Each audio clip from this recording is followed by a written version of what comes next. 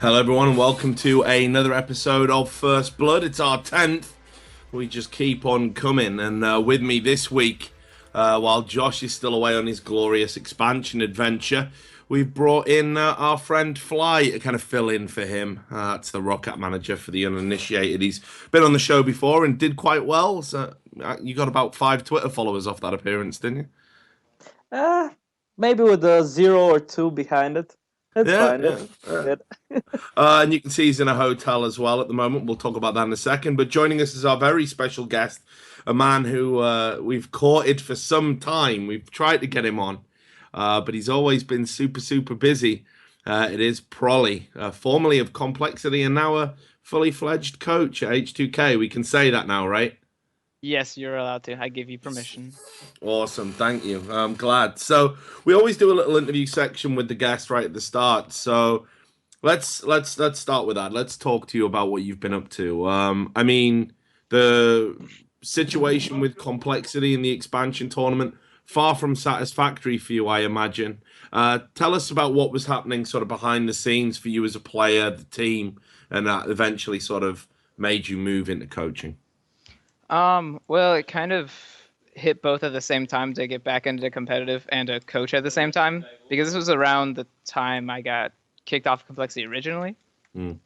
So the coaching thing was just like, I had an option to play and to coach, so I kind of took both and were juggling those for a bit until, we failed an expansion at the end of November, and then it was just, full-fledged coaching from then on. But it just kind of happened organically. I didn't really plan on not playing or coaching or anything specific. It was just like, I just took what was handed to me kind of thing. What about though what was going on in terms of when you were having these results in the expansion tournament? I mean, was there a lot of, because I don't know how invested you were, in the expansion tournament after everything that happened with Complexity. I mean, were the guys in that team really disappointed with the way it went? Like, I mean, really disappointed, or was it more kind of you knew you had other avenues open to you anyway, so it wasn't a stressful environment when things started going wrong? I mean, it was less stressful for me because the big difference between the expansion team and any other team, like even the LCS team, was like I didn't try to be like the dad or like the slave driver. Like if people weren't like practicing or like getting on in time, I kind of just like let it slide because I didn't want to be the hard ass for once. So I kind of took like a more like relaxed route. Like I scrimmed whenever we could and I practiced as much as I can, but I wasn't like going out of my way being like, hey, can you scrim from this hour to this hour? Like, hey guys, everyone log on right now. Like, let's go review replays. I was just being a teammate instead of like trying to like, coordinate everyone to do stuff together. So it was a disappointment to lose, but it wasn't like, I didn't like stress super hard, like where I would like want to die, I think. Do you often find yourself kind of lapsing into that role? Because this is an interesting question, I think. There was a lot of people trying to make out, when we had all that Complexity drama, that, you were actually kind of a selfish entity within the team and that you were somebody that was, very driven on doing what was best for Pr0lly, not necessarily what was best for the team. Yet here we are talking about you as being a father figure, someone that like actually is like, let's organize the scrims, let's watch these demos, let's do some analysis. Which one is the more accurate portrayal of who you are in a team dynamic? I definitely wouldn't say I'm like selfish in any way because I really do have like good work ethic. Like that's one thing that I try really hard to fix and like always strive for. So whenever it's like a team environment thing, I'm never like, oh man, I need to go, take a break right now because it bothers me. I'm like, my other teammates are on right now, so I can be on. Kind of like lead by example kind of thing. So I always tried to practice more than everyone. So if I asked someone to practice, I would have, hours to back it up. It's not like, I was asking them to do something I wasn't. So I always try to do that kind of thing. And I mean, really, it sucks being that role because for me, like I never wanted to be the like team leader or like an authoritative figure. I always thought, 5 people on the team, everyone has the same kind of voice. So when I would be like, hey guys, like we need to be practicing right now, it always made some weird schism because I wasn't an authoritative figure, but I was, asking more of the team than they're asking anyone else. So it was like I could never force them to do anything, and I could like not do anything but just like sit there and be like disappointed, like, oh, I wish you guys practiced that champion or did this thing. Oh well, like like the dad thing. Like I'm not mad, I'm just disappointed in you guys.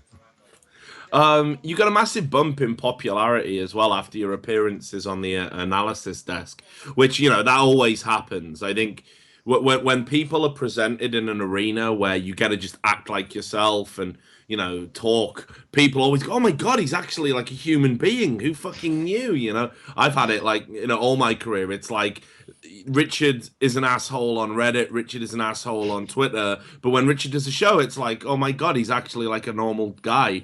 So, you had this massive spike in popularity when you did the appearances. Were there any offers on the table for you to like, to do that kind of work more full time?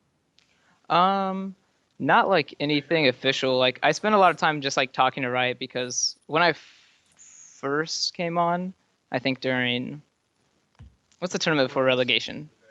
The promotion tournament or no, it was a qualifier for Worlds was the first thing I did. And yeah, playoffs. And I sucked really bad at it.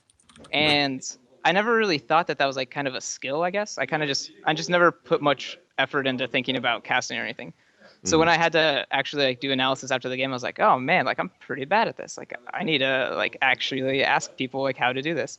So I spent a lot of time talking to Riot on like things I can improve on and stuff and like their opinions of like what's good and not good for like an analysis point of view.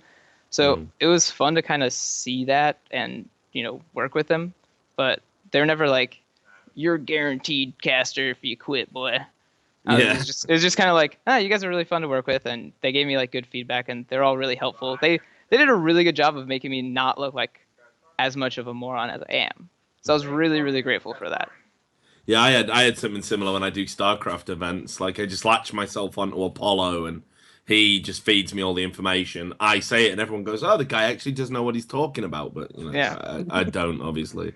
Most of the stuff when I was casting, most of the stuff I said, before I said, I was like Trevor, like quick shot. I was like, can I say this? Does this make me sound like really, really dumb? He's like, no, that's good. Why won't you say that? I'm like, okay.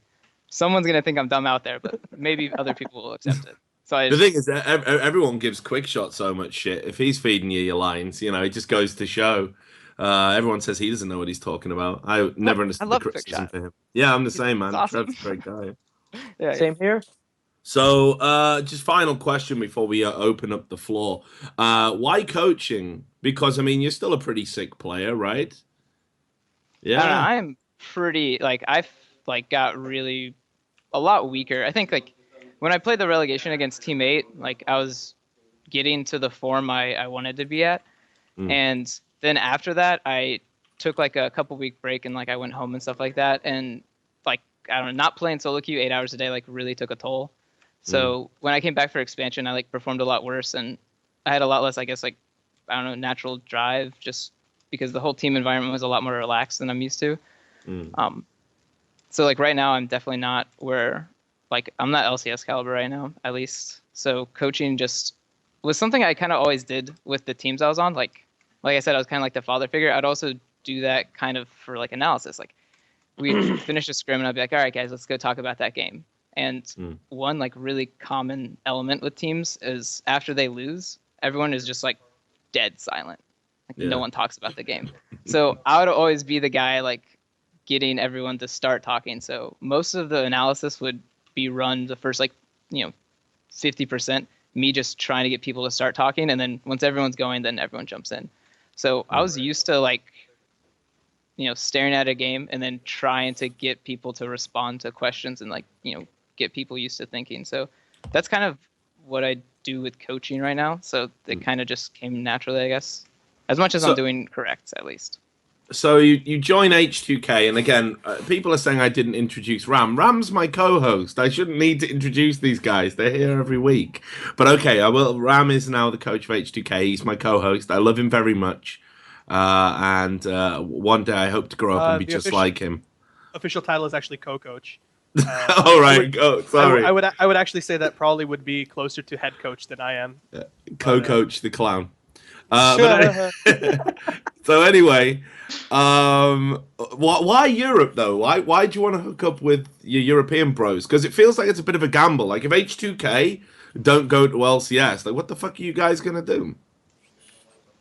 We're actually gonna play on an EU Challenger team. Not really. No. I don't know. EU just sounded pretty cool, and like the skill level I thought was really high for a challenger team. So aside from like skill level, the fact that just like going to another country just sounded cool in general. And I don't spend all my time thinking about what happens if we lose. That just doesn't sound that fun. Just haven't thought about it. It's best to not think too much about it.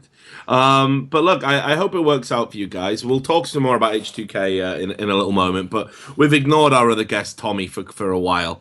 So let's jump right in. Obviously, Roccat business. Some news happened. Nukeduck and Mithy getting unbanned, which may or may not interest the Roccat organization. So Nukeduck, it's now official. He is available for a team. I understand you need a mid laner. What's going on, Tommy? What's the story? Well, technically we're playing with Ryu for IEM. And for more information regarding that, please follow our YouTube channel, Roccat Studios. Now, we don't... we're submitting documents on different people. We're following the Riot protocols. We don't go over it like some other teams. We don't want to get fined, the least of it.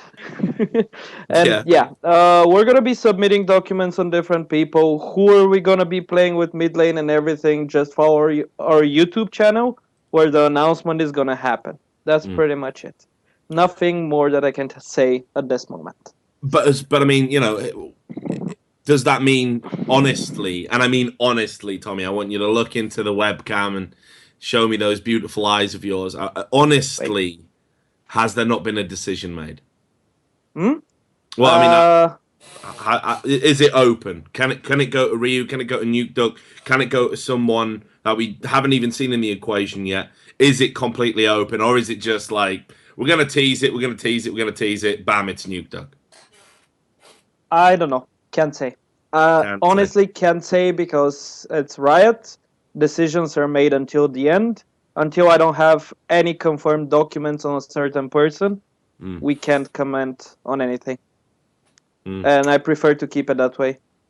Okay, well, that's fine. I mean, we do know that people get fined for, you know, to jump in the gun a little bit, thanks to our omnipotent overlord. Clarifying question. So Nukeduck has been officially unbanned, but does that mean he's unbanned for IEM? From what I've heard, no. Yeah, the suspension runs up until the end of the year, right? Yeah, that's what I've heard, yeah. Okay, because I was thinking if he's already been unbanned for IEM, you know, don't you think it'd be better to use Nukeduck for IEM? I don't know if Nukeduck is even going to play with us. Why are you coming back to that? Okay, he's trying, nice bait, nice bait, that. He's trying to trick you. Yeah, nice bait, but doesn't work. So, right, let's get into the topic. We've all established all of our ground rules. I got a list of stuff to go through. It's been quite a crazy week. Should we start with breaking down IEM and how that went in San Jose? Because, you know, I got to hold my hands up. I said Unicorns of Love were going to be shit and be the whipping boys. Everyone did. Yeah, I didn't. Yeah, I said... Yeah, you did. I didn't No, because I didn't have tweeted an opinion. No, great. So once again, the fence sitters emerged triumphantly. We didn't say shit, so we meant good. We all agreed on the same thing, was that Unicorns of Love as a team were probably the weakest of like the actual LCS teams were there. Probably. So no one's gonna fucking murder me when I said it, because that's what my opinion was before the show, the games. But we said that if they pulled out unconventional picks like they always do, they were gonna have an advantage. And you know what? Not only did they pull out unconventional picks, those picks worked, and they played like a better team. So it was like a combination of both that just honestly made them look scary. They looked decent against Cloud9. Like, a lot better than most teams who have just gone into the LCS against Cloud9. Yeah.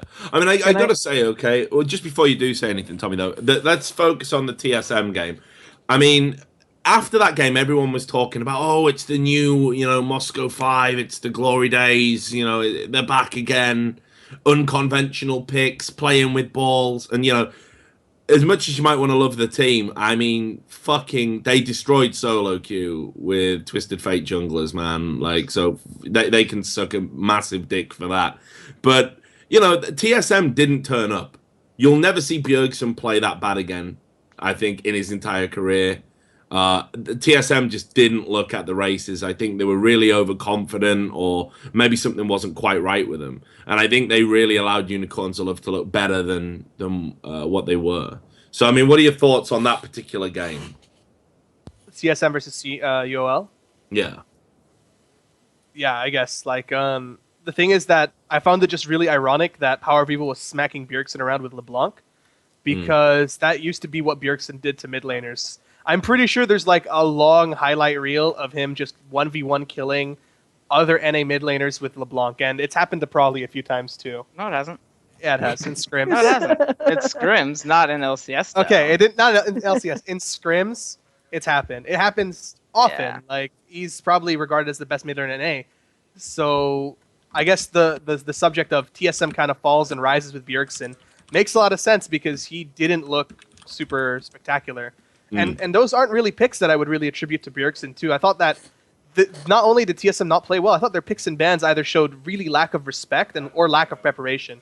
Because, like, I think a guy called Ollie, I'm pretty sure everyone knows who Ollie is, made a picture on Twitter about how it took 5 minutes to figure out that Power of Evil's Syndra is like his best champion. I think everybody knows that Power of Evil's Syndra is his best champion. Like, everybody who ever's played against Power of Evil knows you ban Syndra. And TSM kind of let it through, and then now you know that they picked like Azir into it.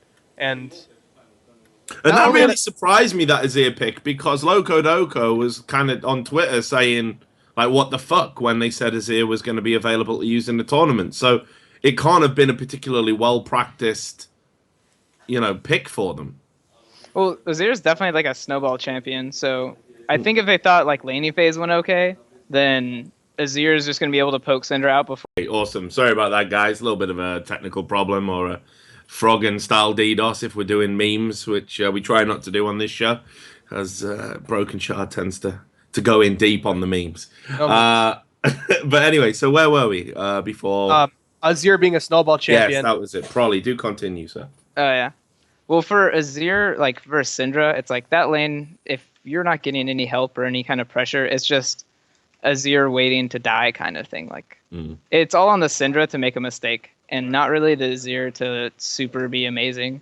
So Power of Evil playing on his best champ, it's like, well, now he just gets to take advantage of that lane. So they never really got their snowball that they really needed to like make that pick effective. And yeah, I don't know. Maybe it's because like they won NA, and then they didn't practice, or like, no teams really practiced for a while because there's that big like dead air and competitive.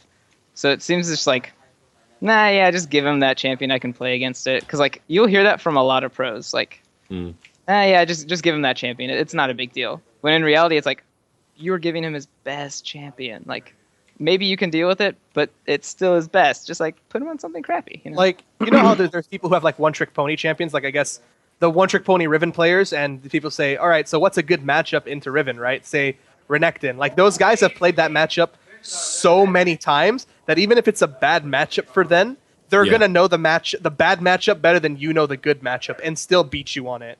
And to talk about that graphic, okay, that game was over in 8 minutes because I had a guy on my team who legit took revive teleport Garen, teleported to the turret and ran to the enemy turret because he said, oh look, Brokenshard's on my team, I'm going to troll this fucking Jew. So that's what happened. That guy was me. And that was the first and only solo queue game I played all week. Never again. But yeah, it's not only the Syndra though. I felt like, why would they give Hylissang Thresh? Everybody knows that this guy is a monster on Thresh. I would say he was probably one of the two huge carries for UOL on his Thresh in the games versus Millennium. And he's good. He's okay on other supports as well. But like, I just feel that TSM did near to no research on how to play against UOL Lion and Gaming. 1 second. Yeah, sorry. To interrupt you. And like, here's the big thing. Like, Pr0lly was talking a little bit about jungle pressure. Why the fuck was Santorin playing Nunu?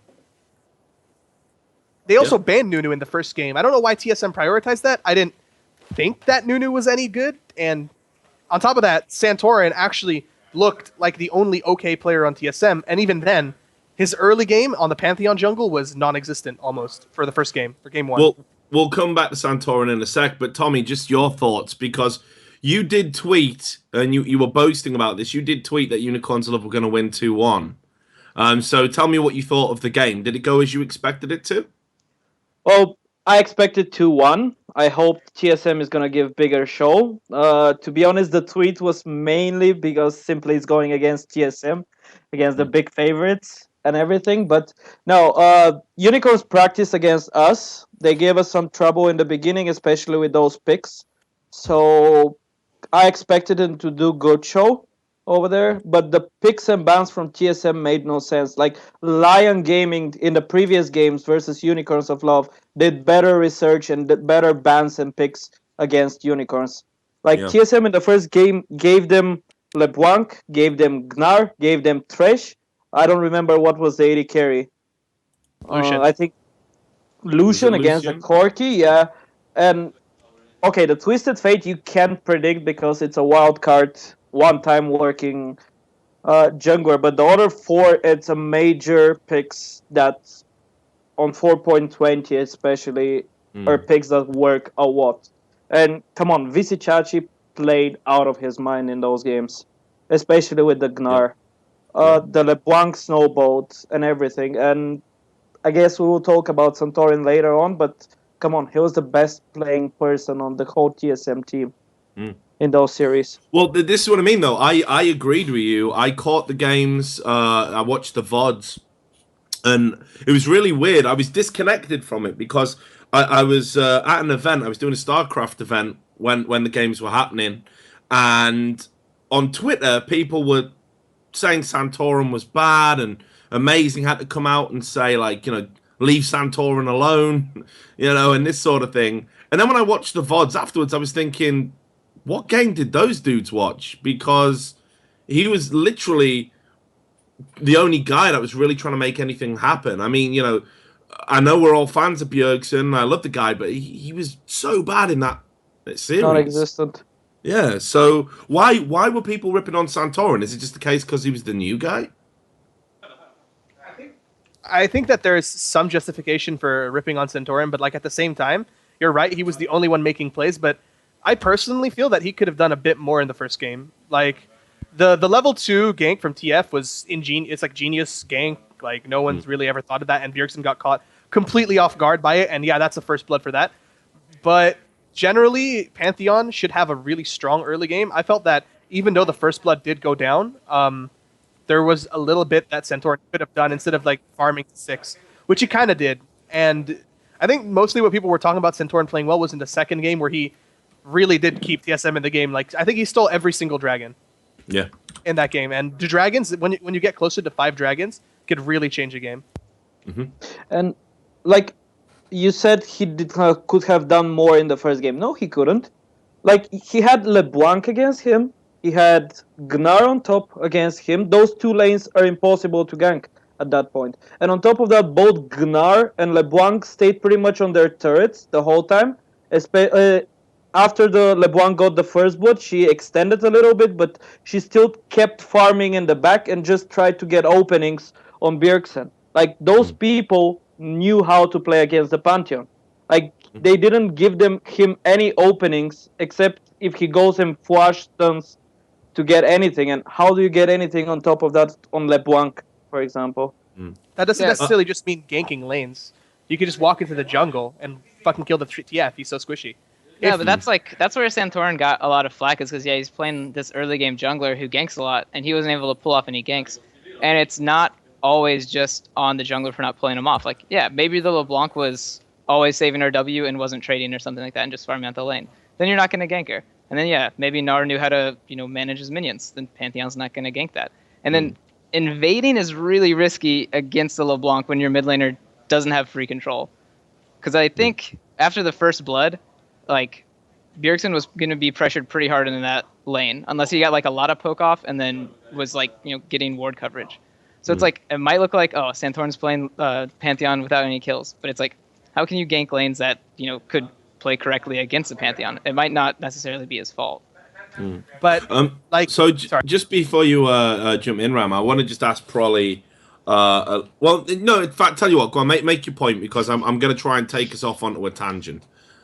There's a lot of what ifs, but if the LeBlanc and the Gnar are playing generally safe, and then LeBlanc isn't forcing trades with his W, then Xerath should be able to not only push the lane, but poke the LeBlanc out under turret, and that's going to give Pantheon an opening to go into the jungle.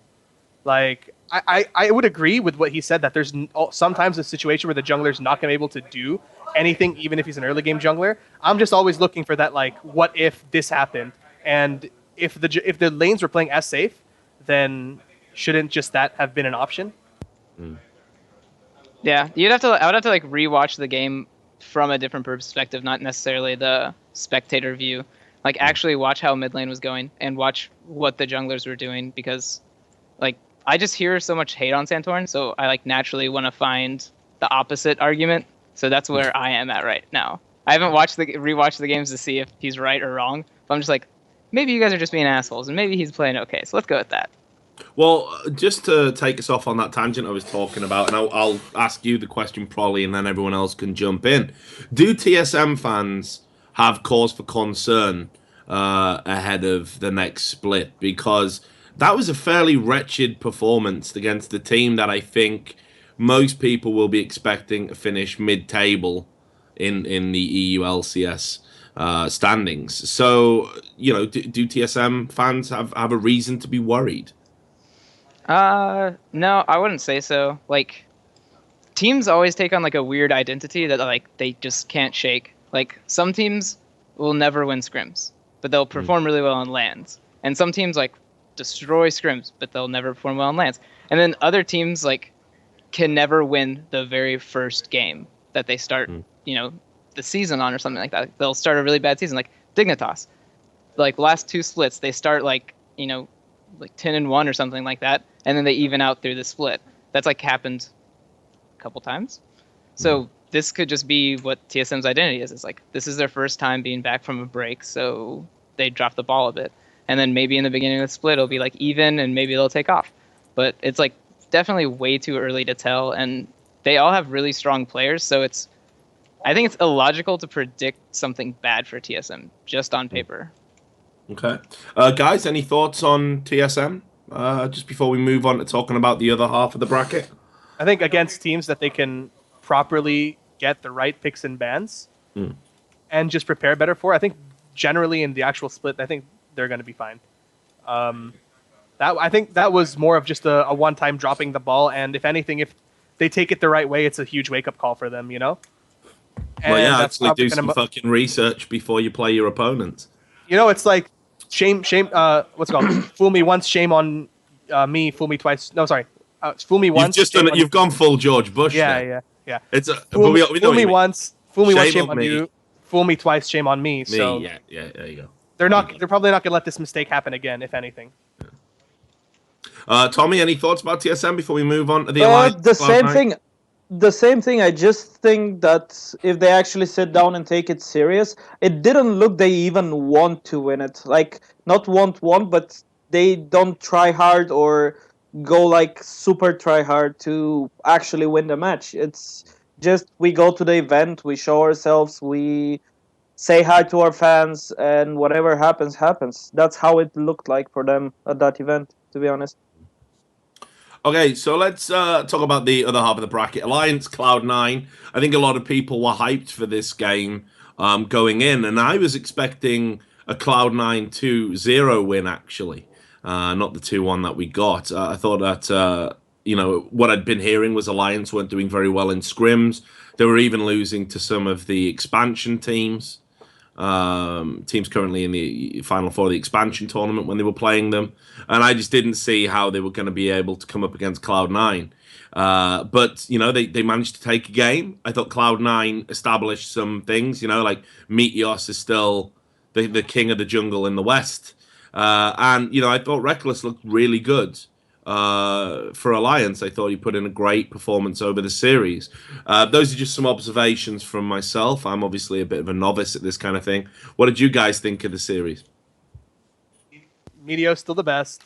Reckless looks like the same, and Shook looks as inconsistent as ever.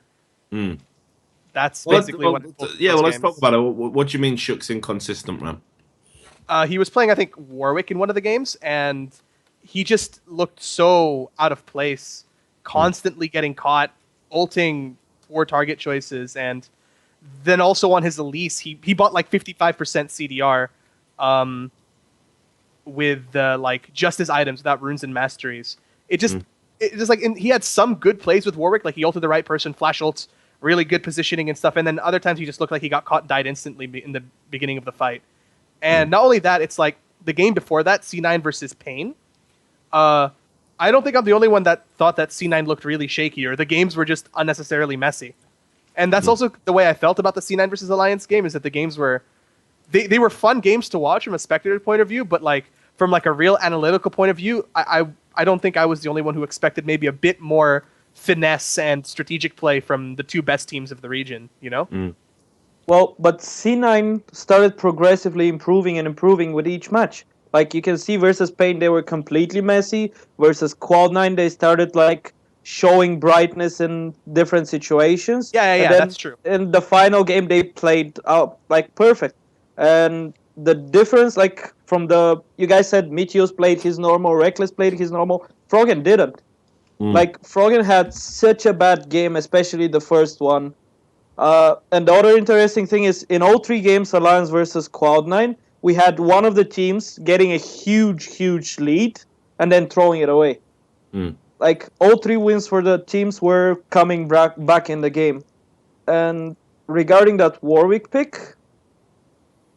Well, I know you hate... competitive. I know you hate the Warwick picks, so... Come on, Tommy, get it out. Get it off your fucking chest. Get it out. Because all you've been doing is talking to me, saying, "Why are these motherfuckers picking Warwick?" That's all you've been doing. Right, yeah. The pick is shit.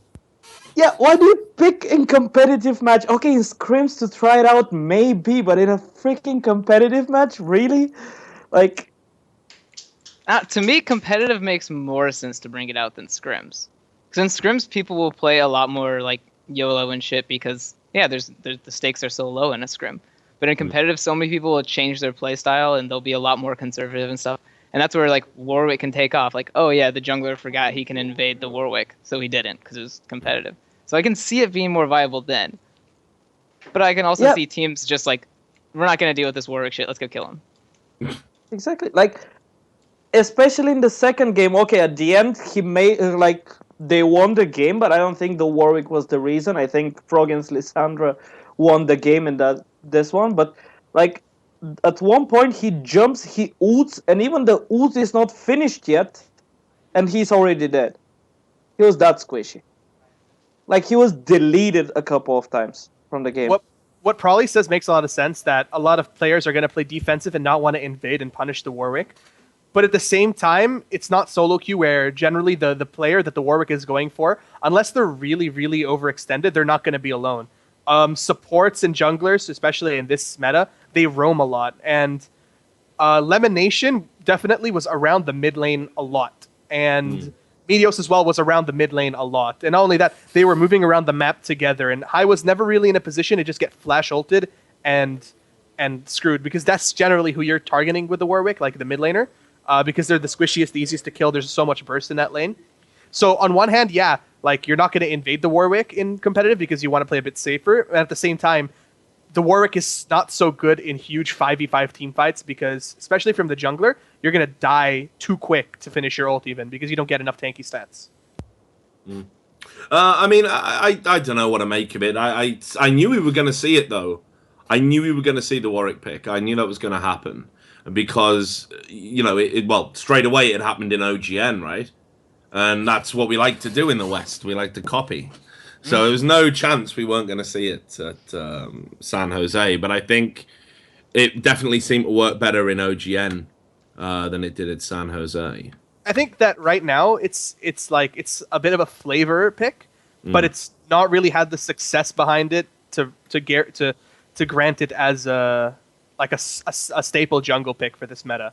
Because like even now it's considerably new pick because it's been a long time since Lanewick was a really viable champion, and people are just starting to get used to it. But give it a little bit more time, and people are going to start invading the Warwick or start getting the wards to prepare them to counter gank. Because he really does, when Warwick ganks someone, he commits fully to it, and that makes him super vulnerable to strong counter gankers. Yeah, counter gankers like say Lee Sin, who's still like the best jungler in the meta in my opinion. Like So oh yeah, go on. Yeah, I was just wanted to say, like, Warwick isn't that bad of a jungler, but compared to other picks in the jungle, he's not that high tier. Like, you have Elise, you have Lee Sin, you have Pantheon, and a couple of others that can be better junglers than Warwick and better suited.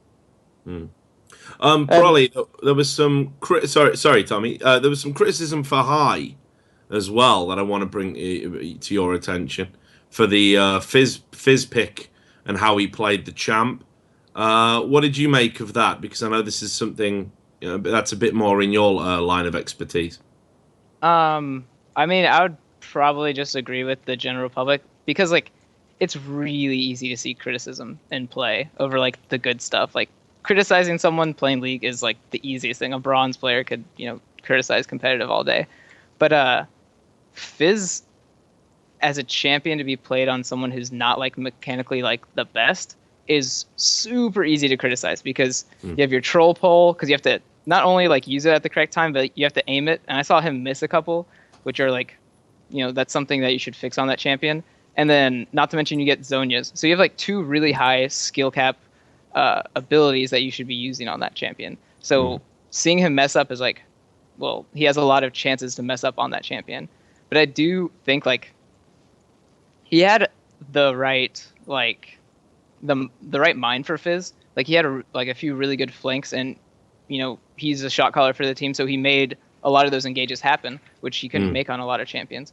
But like mechanically, if you wanted to just do a player cam on just him and watch everything he did, you would see like 9 out of 10 LCS mids be able to play that champion like more effectively. Maybe they won't win the games like High would win because they don't have the shot calling or the insight to know when to go in, but mechanically they'll be dodging the correct skill shots and like landing the correct skills, and that's something he messed up on a lot.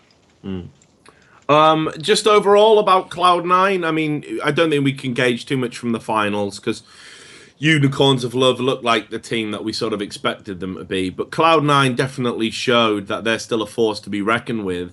A lot of people were kind of speculating that because they hadn't made any roster changes when everyone else was bringing in foreign imports and, doing all these crazy roster swaps, a lot of people were saying Cloud9 would kind of be, weaker, a much weaker entity going into the next split. They look really impressive in San Jose. So do you think Cloud9 are going to be in a good place, or do you think over the course of a split, the lack of activity in the transfer market might tell for them? It's like people have been saying that Cloud9 are going to falter when everyone's been making roster changes. I mean, for about a split now, since last split when Dig picked up Shifter, Zion, and TSM picked up Amazing, they're like, oh, Cloud9's got the same roster. These new imports are going to put them in trouble, and they were fine. Like a lot of people will give them the saying that they have a winning formula, and it's succeeded for them where it's been failing for others. So why would they change what isn't broken? And Meteos and Sneaky just look like the best in their role in NA right now, when you really think about it. Like, a lot of people were giving that title to Doublelift to Wild Turtle, but they both have faltered since. And, I mean, I don't know. There's not really much else to say than Meteos and Sneaky are going to be the guys to look out for this split. And I think Cloud9 are going to be fine. Second place minimum for me, in my opinion. Second place minimum. Do we all agree with that, Tommy? Yep. I'm on the same opinion. Like right now, the meta is more team cohesion than anything else, and Cloud9 has proven that, and they still have star players that can carry the whole team when needed. So I think they're gonna be fine. Okay, well, just a couple more general questions about IEM, and then we'll move on to some juicy League of Legends drama. Pr0lly, I'll start with you. I just wanted to sort of ask, what you thought about the ESL kind of production and how the tournament looked and felt. both at the event and on the stream, because obviously we know ESL came in for a lot of criticism from the League of Legends community for the handling of the expansion tournament, some of which I felt was really unfair and really harsh. What do you think about the IEM experience overall? I mean, we've all got a nice warm fuzzy feeling inside about it, haven't we? Yeah, definitely. I do like. I just always remember. I think it was like season 2 Worlds, or maybe it was like season 3. Where like, yeah, season 3. Like right when SKT wins, it's just over. It's just like that was the ceremony. So honestly, like that's like my only thing I really pay attention to, because I'm not really good at criticizing events, because I always just like enjoy them. Like I don't have much like hate, because I'm just like watching League and I'm just like, yeah, whatever. I can't really complain. But being able to like end it not terribly is always like a big thing for me. So I was like really happy that the ending was like, you know, something good to watch, and it wasn't just like a quick shut off. So like I don't know, I definitely don't have as much criticism as like everyone else does with these events coming up. Okay. Ram, Tommy, any thoughts about how ESL handled the broadcast? I thought that IEM San Jose was fine generally. The games were good. There weren't any too big issues. Like the only thing that bothered me a bit was it took a long time between games. Like between games in sets, there was a long time of downtime. It was not consistent with each other. Like sometimes it would take 10 minutes, sometimes a little bit more. I just felt that would be like that was the only thing that annoyed me a little bit. But I also liked what they did was that they let the analysts do picks and bans. I think that was the first time we saw that, and just like I could see how that would be a lot better for the spectators' point of view, because they have more people, more perspectives for the picks and bans, rather than let a play-by-play kind of lead it in the two casters. Tommy, I know you were vocal about the way the expansion tournament was handled, and you were one of the people that were kind of criticizing some of the critics that were saying, why can't we all do it online? You know, why can't it be, perfect? So what did you think of San Jose? I think San Jose was quite good. Like, I don't see that downtime that much, because first you had the analysts, which we kept us busy listening, giving us a little bit more insight why this happened. Also, did you see the pop quiz during the AFK screen that we have only a timer usually on the Riot events? And on this one, we had a quiz with a question that people need to answer, and they had raffles going around different screens and everything. I think the event was held quite good. I'm not sure how was it at the event itself, since I couldn't visit, sadly. I love the VIP launch, though. It looked quite nice from the upper. Okay, well, there was just one more question, which is a general thing. Odie threw it into the chat. It's specifically for you, P0lly, but of course, Ram, it does concern you also. He wanted to know what you thought about being on stage, as a coach for picks and bans, which is obviously something that's going to happen moving forward in League of Legends. What are your thoughts about it, Neil? I think it's going to be really important, because like I brought it up before, like with like the Syndra pick or whatever for Power of Evil. It's like, oh yeah, like just give it to him, I can play against it. Like that's definitely like a disease every pro player has, and that could like take hold during picks and bans when like things kind of go not as predicted. You'll sit there and be like, oh, just give him that champ, it's not a big deal. And that's where the coach will be there to be like logically thinking like, no, we decided we're not doing this, so no audibles on this, like we're keeping it that way. So I think like the coach being there is going to be able to keep a lot of player emotions out of pick and ban, which to me that's probably like the biggest like failure for pick and ban, is like when people start being like, oh no, just give me this champion. I'm like, well, we can deal with that, like don't worry about it. And like their emotions just like take hold, and they don't think about like the raw stats of what they decided the day before during pick and ban. Not only that, but usually you have the coaches doing the picks and bans, right? The preparation for all the picks and bans for the team. And until now, you had the coach teaching the players pretty much before the games, okay, if that happens, do that, and that. Why does he need to put extra information in the players' minds right before the game and everything, when he can be just on stage and do it for them? He does anyways the preparation for all the picks and bans he knows what the enemies play. He knows what his team plays. So I think the coach is really logical being on the stage. I mean, I've always felt that when I was a player, well, specifically for CW, that I'm pretty much doing what that job was, just like talking on stage, picks and bans, and just trying to like remember everything that our coach was telling us. Like, all right, we need to not forget this, we need to not forget that. So if like I would be on stage doing the picks and bans, I think specifically for me that's going to be super helpful, and I know that other coaches are going to like it because you're not only going to help with picks and bans, you get a bit before the game, the 60 seconds, to just quickly remind the players, all right, this is the game plan, that's early game. It not only you tell them, but you help stimulate like brain activity. And yeah, while the preparation is important to have that piece of paper there, you're kind of help guiding them in the last 60 seconds to get them to think for themselves. Because I know that some teams could just go silent after picks and bans, like, all right, picks and bans, all right, let's get ready, countdown, 40 seconds left. But in this way, the coach has a lot more influence over the mindset of the team coming in to the game. And good coaches who know how to do that are going to have a lot more success. Okay, so I think we'll wrap up the IEM discussion there. We'll move on to some drama, some juicy stuff. This is where we get to see who's got the balls to give some real opinions, give some real talk.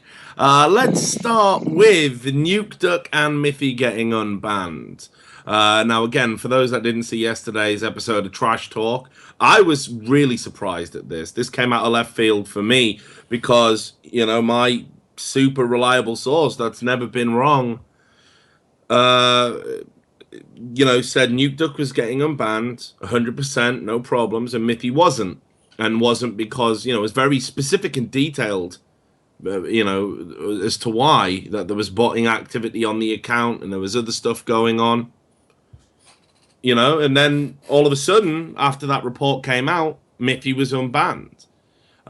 So it was either the case it was like that all along and my source was mistaken, or actually it wasn't like that and, you know, something else was at play. What do you think about the guys getting unbanned, first of all? Good thing? Really happy about it, actually, because I've been talking to them a lot for like the past 4 months. I'm happy to be able to see them play. But I think it's just a bit funny how, because the thing is that Mithy himself didn't think he was going to get unbanned. Like, I think both players had a feeling like deep inside that they weren't going to get unbanned, but Mithy seemed that he was almost for sure, like 100% believed that he wasn't getting unbanned. So personally for me, it's a little bit, it's a good surprise. Like it's good because I'm happy that Nukeduck gets to really rock the show for the next split, and it would be really interesting to see where Mithy ends up. But a lot of people, well, not a lot of people were kind of jesting a little bit that because you made out the statement that Mithy wasn't getting unbanned, Riot did it to spite you. So I guess I want to redirect the question at you. Do you think Riot spited you? Like, be real. I don't think Riot necessarily spited me. I mean, look, there's a couple of facts that we need to establish here. First of all, the idea, and I said this yesterday, the idea that there's a common theory going around that like Riot have fed false information to several people to see who the leak is. And that, while I don't doubt Riot and other organizations have done that, I know plenty of organizations, whenever I leak a story, you know, they haul their staff in and they have like fucking disciplinary meetings and shit. About like, you know, Richard, are you leaking to him? Are you talking to him? It's ridiculous, like OTT shit, right? But there's no way this source was fed false information. Like 100% no way. So it begs the question, like I say, were they mistaken? Because it seems a very specific mistake. Now, that said, there's definitely a benefit for Riot to discredit me as a source of information. Absolutely. Because I'm the one critical voice of Riot, you know, out there in the esports journalism sphere. Everyone else seems to be on the Riot teat for one reason or another, although they profess that isn't the case. Doesn't really seem to be a lot of writing going on about some of the, you know, questionable decisions, questionable behaviors that have gone on from Riot. So I'm not saying they did anything to spite me, but certainly there's a benefit if they were to have done that. You know, which I think anyone logically could realize. Perhaps, you know, that Riot were reserving the right to change their mind. And perhaps nothing was decided at the time I liaised with my source. And they actually thought, you know what, fuck it. We'll give Mithy a second chance. I mean, that's just as likely as any overblown conspiracy theory at this point. But, you know, if you were to ask me what my thoughts were, I do find it very odd that someone who's never been wrong, never, suddenly is, and wrong in a very detailed way. Well, there's a first time for everything, obviously. Yeah, but of course. I think that what could happen is because I think it's not super uncommon information to say that Nukeduck has come a longer way than Mithy when it comes to reforming.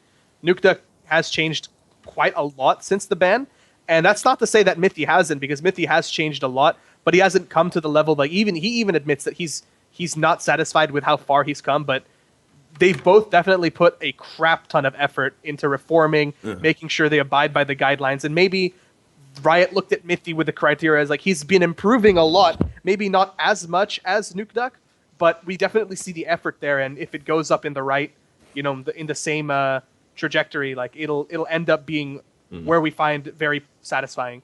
So maybe effort-wise. The one thing I will say as well, though, is like, and I'm conscious of this, you often get these things as a journalist, which I call Schrodinger's stories, a Schrodinger story, and you know, that's the reference, of course, to Schrodinger's cat, which, for those that don't know the metaphysical, you know, kind of conundrum, it's where a cat exists in a box in both a dead and or alive state simultaneously, and you don't know which one it is until you open the box and you observe it. So the cat is both simultaneously alive and dead, right? That's what they say. So that's Schrodinger's cat. Now, when you report on these stories, at the time I report it, it's factually accurate, but by the act of reporting on it, I can change the outcome. You see, so like take Joe and D-Man leaving Riot, you know, not working on the LCS anymore. I knew when I was going to report on that there was a chance that actually the leak could go public, and then they could say, well, fuck this. This looks really bad. Look at this public outpouring. We need to break the bank to keep D-Man at least. We've got to keep one of them. And then I look wrong, but I wasn't wrong. You know, and it's one of those things. You get these stories on occasion where the very act of, you know, reportage can cause you to change the outcome about the thing you're reporting. I think this was probably one of those times, but it does happen, and people just like to laugh at the journalist when he's wrong, you know. And it's actually, you know, you can be right at the time you report something. It doesn't necessarily mean it was like how it was all along. Sometimes the act of putting something into the public domain changes shit. I don't think people realize that enough, but fuck it, it's esports. The super team was perfect example from last year. At the time that people reported it, I think it was even you. It was right, but right after they decided they're not doing that super team, etc., etc. But that aside, I think Mithy getting unbanned is not that huge of a surprise. Like for Nukeduck, it was quite obvious he like completely reformed and changed how behave, etc., etc. But the Mithy, like, think about what they were banned for mainly. Like the main reason they got banned was after that racism thing that happened, the screenshot leaked and everything. If Mithy kept like not being racist, not being offensive against people directly, okay, he might have raged a couple of times in games, shouted at people for playing bad, etc. But he still reformed on the main parts, like racism, flaming people directly, and such. So that's improvement that Riot sees. So they see that he can reform on those parts, so he maybe can reform on the other ones. So why not give him a chance? If it was pushed decision because of your leaking or not, that's completely different topic. But I don't think Riot can be influenced on that specific thing. Maybe just the final decision wasn't made yet when you reported about it. I mean, you know, it seems, like you say, it seems it could be just as likely that they hadn't made a full decision. I mean, just to move off tangentially, because I don't really want to spend any longer talking about myself on the show. We should talk to Pr0lly about this. Pr0lly needs to give information because he's toxic. I mean, every complexity team has said he's toxic, so he really knows more about it. So what do you think about them getting unbanned, Pr0lly? Hell yeah, they're out of Shawshank. No, I mean, I got banned a long time ago, and it was before I played competitive. And right after I got banned, I was like, holy shit, I can't get away with this anymore. So I was like, all right, I'm going to go big. I think just flaming and stuff. Give me an example of your most brutal flame. I think Ram knows it. Big expletive. But probably the most thing I go after is how the player, or how I used to, would be like how big the player's vagina is and how he needs to go to the doctor because it's a ticking time bomb. Just like a South Park reference, like this guy has a giant piece of sand in his vagina and his vagina is a ticking time bomb. He needs to go to the doctor, guys. So like that was always just like a fun part to me, is like describe how giant this, fictional character I'm making's vagina is, and how it's impeding his ability to play League of Legends. That's probably my hardest flame, and that's when I don't know. I gotta find the cases, the tribunal cases for this. No, this is before that. This is like season 1 even.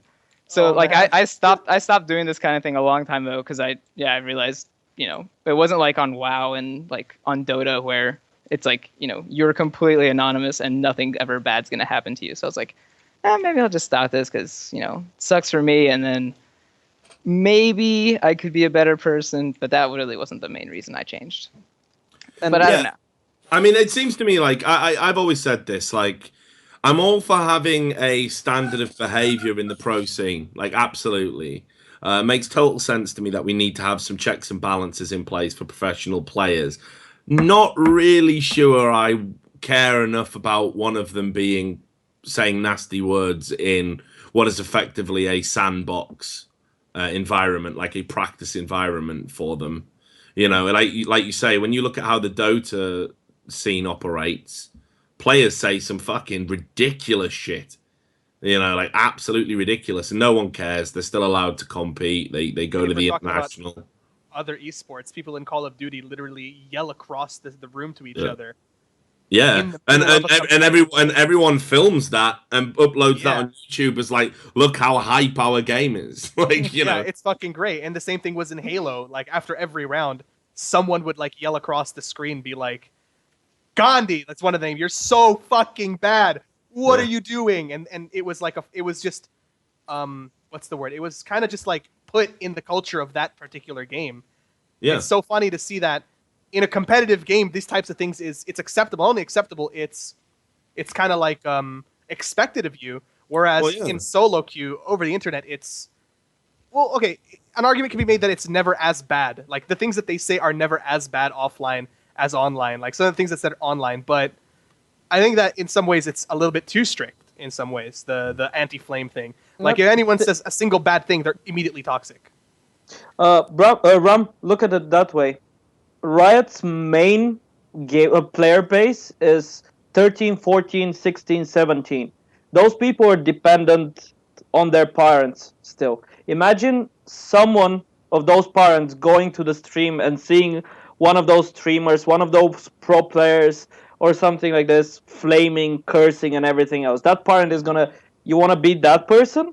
You want to become that one? Well, no, you're not doing this. Those parents are an errorist because they're not living in reality, because their kids are the ones who are doing way worse than whatever the pro players are doing. Yeah, but technically that's the main thing that can drive Riot. And the other thing is, which sponsor are you going to sign when you're looking like this? Like, look where Riot is going with the esports, and look where Howl has stayed, to be honest. Yeah, I mean, I agree with you, man. I think I appreciate Riot wanting there to be like a very good behavioral standard, and it does have a lot of youngsters that play the game. But equally, when it comes to the professional aspect of it, where we've got an age restriction in place anyway, do we still need to behave like we're PG-13? Like I'm not.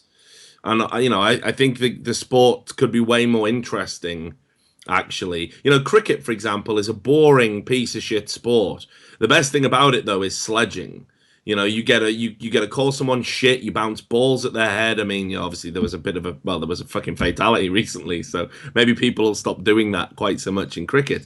But and that guy was the unluckiest dude of all time, because no one dies in a game of cricket. But you know, that's what they do. They shout, they throw the ball at each other, they make the playing environment hostile, so you don't feel comfortable and you are put off. And most esports have that. Counter-Strike, you sit across from each other.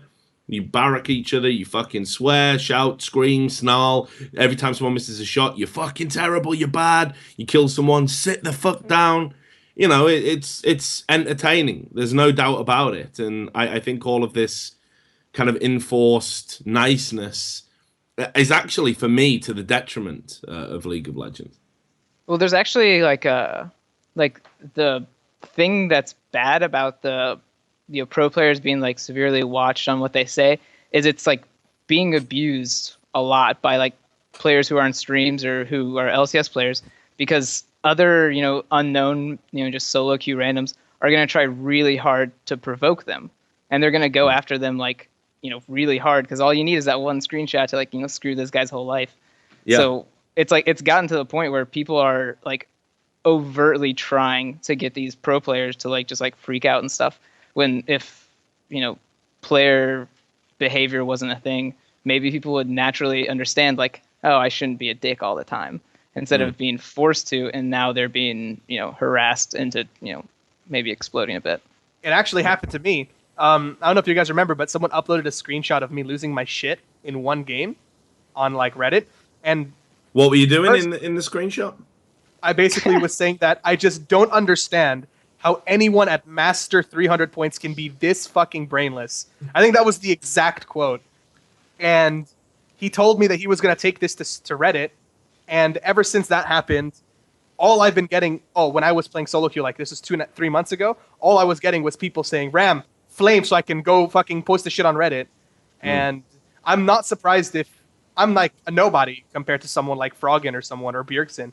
I'm not surprised if people are doing that to them, like intentionally trolling games to fucking get these guys to lose their shit. Yeah, of course. One frustrated moment, and then instantly they flame one time like, holy shit, you're such an idiot. I was about to say the R word. And is that banned now? Can we not say that now? I don't fucking know. I don't know what the rules are anymore. Someone's gonna go out there and say that I'm insensitive to mental diseases, so I'm just gonna say idiot, because no one gives a shit about idiots. But like, I'm not surprised if people are actually doing that to those players, especially not on EU West, where everyone's the nicest little butterfly and we're all special little snowflakes. I gotta say, man, it is when you put it like that, something that I've not really thought about. But yeah, I know people do try and push buttons, because it's like the moment you explode, the moment you rage at somebody, you know, they try and make it newsworthy, because, you know, you've got someone to lose. Well, it happened recently, didn't it, in a solo queue game? Was it over Cutie Pie? Yeah, it was. It was Cutie Pie. Someone made like a Reddit thread saying, he said, I don't give a shit if I don't win, because this is just a smurf. And he picked Lee Sin support, and everyone was like, oh my god, this is like the worst thing ever. Like, you know, and then when someone actually got the VOD and the footage of the game, they were like, if you look at what happens, actually, Cutie's the only guy trying. The Lucian wouldn't even go bot lane and was raging at him for picking Lee Sin support. And it's like, why did that guy think, I know, I'm going to take this to Reddit, this is going to be super interesting. Why would any cunt upvote that, actually? Like, yo, what about the fucking Saint video? Like the guy, I was just gonna say. Yeah, the guy was shit talking Saint the entire time. Yeah. And everyone on his team agreed, yeah, okay, let's AFK. And Saint's like, nah, I'm just gonna go fucking fuck around. Like the game was over. They agreed that they weren't gonna try. And then Saint goes and plays NA Rengar diving into turrets, and they posted on Reddit, and everyone's like, oh, Saint's so toxic. Yeah, yeah. Like people are. We talked about it on the show, didn't we? It's talking about taking things out of context. Like if you just look at it, it's like someone walking to a room saying, and then I just took that big black dick. Like that could be totally taken out of context, and people are going to get the wrong idea. But the problem is that these people in solo queue have so much power to take things out of context that it could ruin your reputation if people don't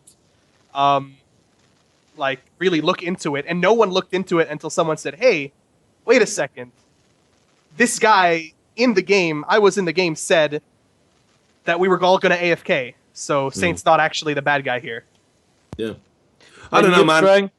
Sorry, go on, Tommy. Yeah, and you trying to bait me at the beginning of this discussion with Nukeduck rocking the LCS. Oh yeah. And I was trying to bait you, but not in the bad way, not to try to make you toxic. Yeah. And thanks for the person reminding me of that. Yeah. He knows who he is. So what we'll do is we'll take a quick break here, and we're going to talk about some more of the stuff that's been going on after the break. Obviously, we're going to talk a little bit about xPeke finally severing ties with Fnatic and what his new organization might look like. I think we've got a few ideas about that. But just before we do cut to the break, I just want to say we had a donation. I had a donation, and I don't encourage people to donate. I always say if you've got the money, you should spend it on a charity or do something good with it, because I don't need the money. But a guy called Adele from Dubai has given me a really big fucking donation, and you know, it's real nice. The message is really nice. You know, so thanks a lot if you're watching, dude. You shouldn't have done that probably. I'll try and do something good with the money. All right, but how about paying us? Yeah, I'll get Ram a kebab and Pr0lly some hair. I'll take a kebab. I'll take one too. I said that if the kids are quiet, I'll buy them dinner. So. And I'll get Tommy a different pair of glasses so he doesn't look like me anymore. So because that's making me uncomfortable. But look, so yeah, Adele, if you're watching this, thanks a lot, brother. It does mean a lot. Oh, and yeah, there we go. We've also got Brokenshard going full George Bush earlier. Won't get fooled again. George W. Brokenshard is what I'm naming this picture. Right. So anyway, we'll take a quick break. We'll be back in about 2 minutes. Go and get yourself a drink of tea or whatever it is, your tipple of choice, and we'll be right back. See you then. Hi everyone, we're back. Sorry about the length of the break there. Turned out we all wanted to have more than a cup of tea. We wanted some sandwiches and biscuits as well. But we're back. So lots of gossip and stuff to talk about. Where shall we start? Why don't we start with the kind of recent situation revolving around Amazing and Super Hot Crew? My understanding is that Amazing was definitely in pole position to be their jungler. Then something happened. Millennium didn't qualify through the expansion tournament, as we know. And Horo, who had already been rejected by Super Hot Crew, had already been linked with them, now finds himself as part of Super Hot Crew, and Amazing is out in the cold, which, again, it's an incredible story. I mean, we said TSM to Super Hot Crew was a come down, but TSM to no team is as big a come down as it gets. So I know you guys have some insight on what's been going on behind the scenes. So what's been going on? So as basically what was I think yeah, Mike's muted, Ram. Shit. There we are. So from what we know from Super Hot Crew, and they're like the way that it's come down to this is initially Amin was like the front runner for that team. He was the guy that they really wanted, and Amin was like, yo guys, I'm not really feeling it, so I don't want to play with you guys. And we know that Horo was also the second choice for them, but by the time that Amin said, yo guys, I don't really want to play anymore, Horo had already like committed to the Millennium in the expansion tournament. So then their third choice would be Amazing.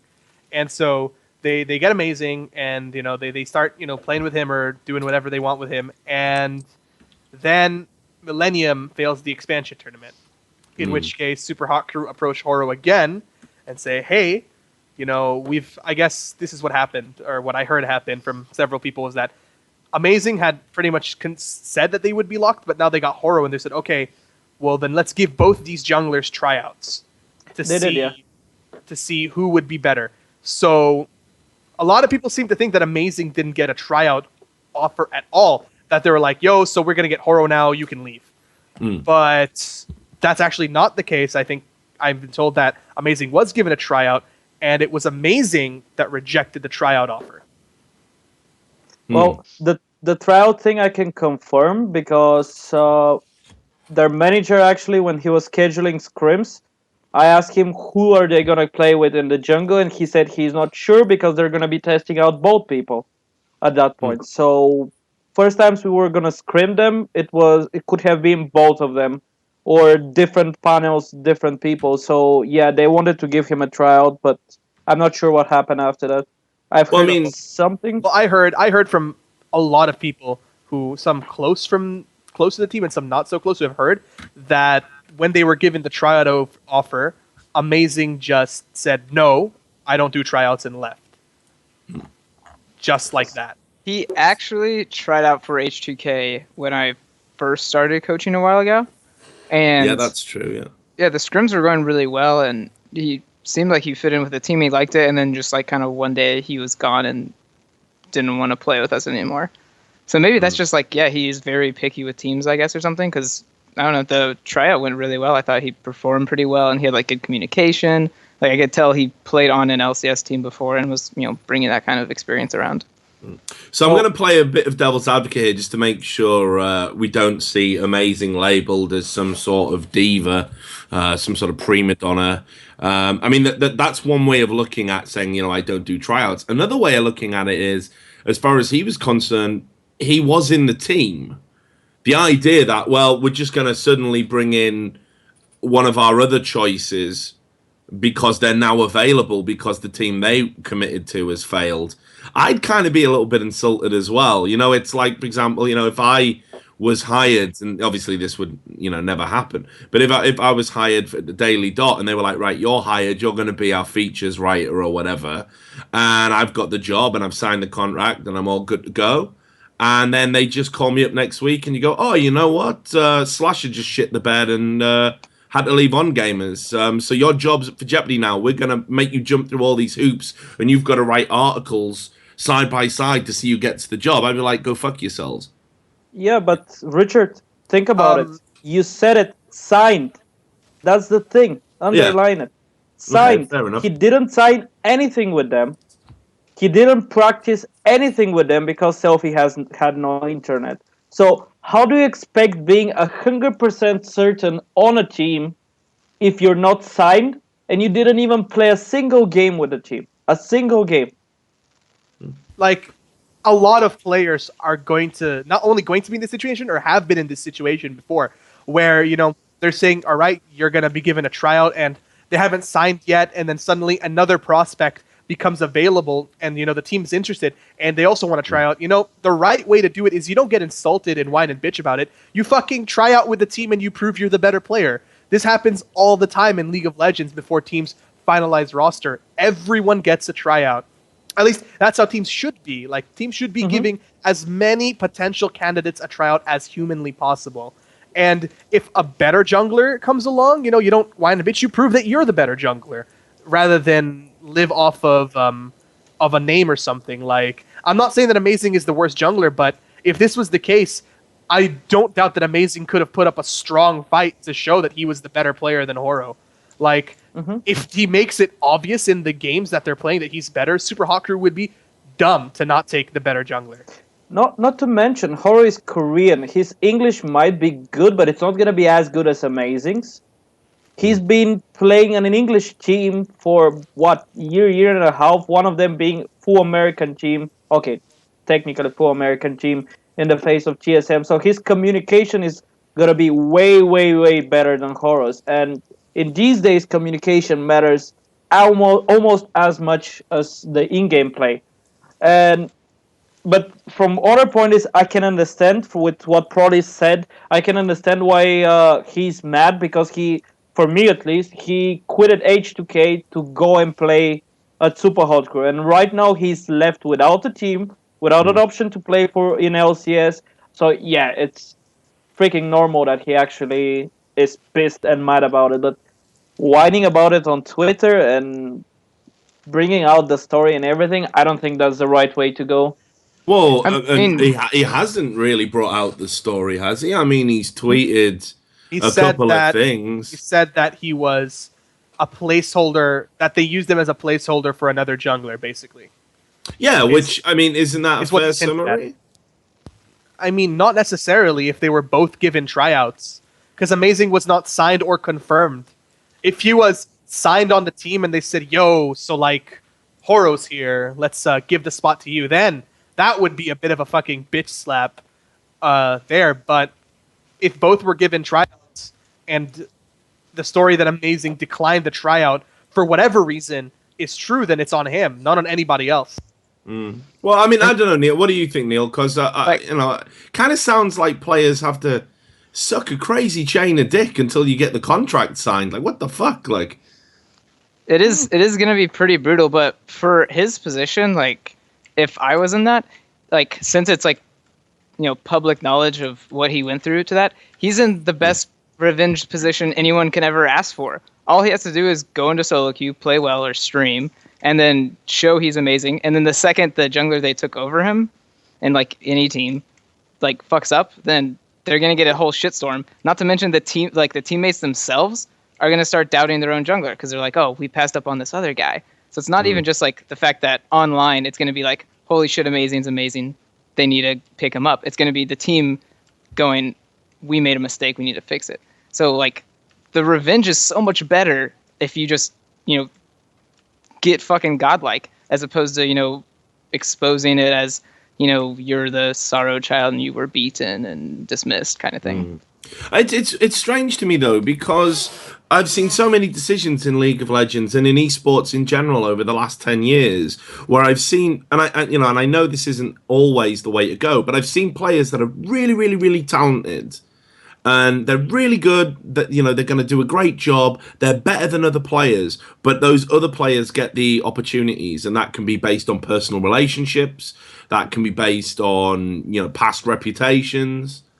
It can be a variety of reasons, but it seems to me, you know, kind of unfair when it crops up that, you know, if you think, oh well, I'm in, you know, I've done everything that I need to do to be in, and then there's like, just one more thing, and there's just one more thing, and we've just got to take a look at this guy. It's like, you know, we're talking about how the team isn't going to be confident in that individual. Well, that individual can't be confident in the team, because if you come to me and say, oh, I want to try out somebody else, I'm going to think, well, you obviously have no faith in my ability. That would mean that Amazing actually played with Super Haku, but I don't know if he actually did. He Do you didn't. know? Yeah, here's the thing. Like, they didn't. I don't think they played a single scrim with Amazing up till now, because Selfie didn't have internet. Because I didn't even see Super Haku looking for scrims until like a day or They two. started last week.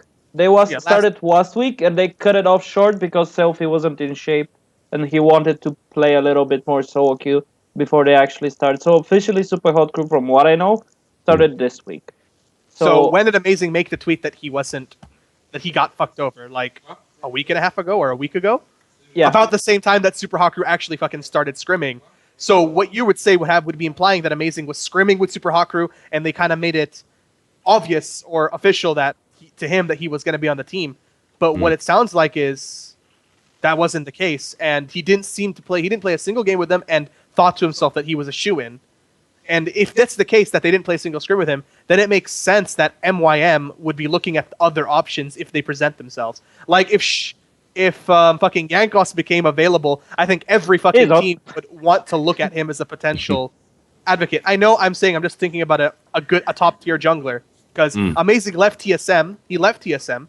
I think that's the general overview, that he left the team. Left the team after they got first place in NA and had a decent showing at Worlds.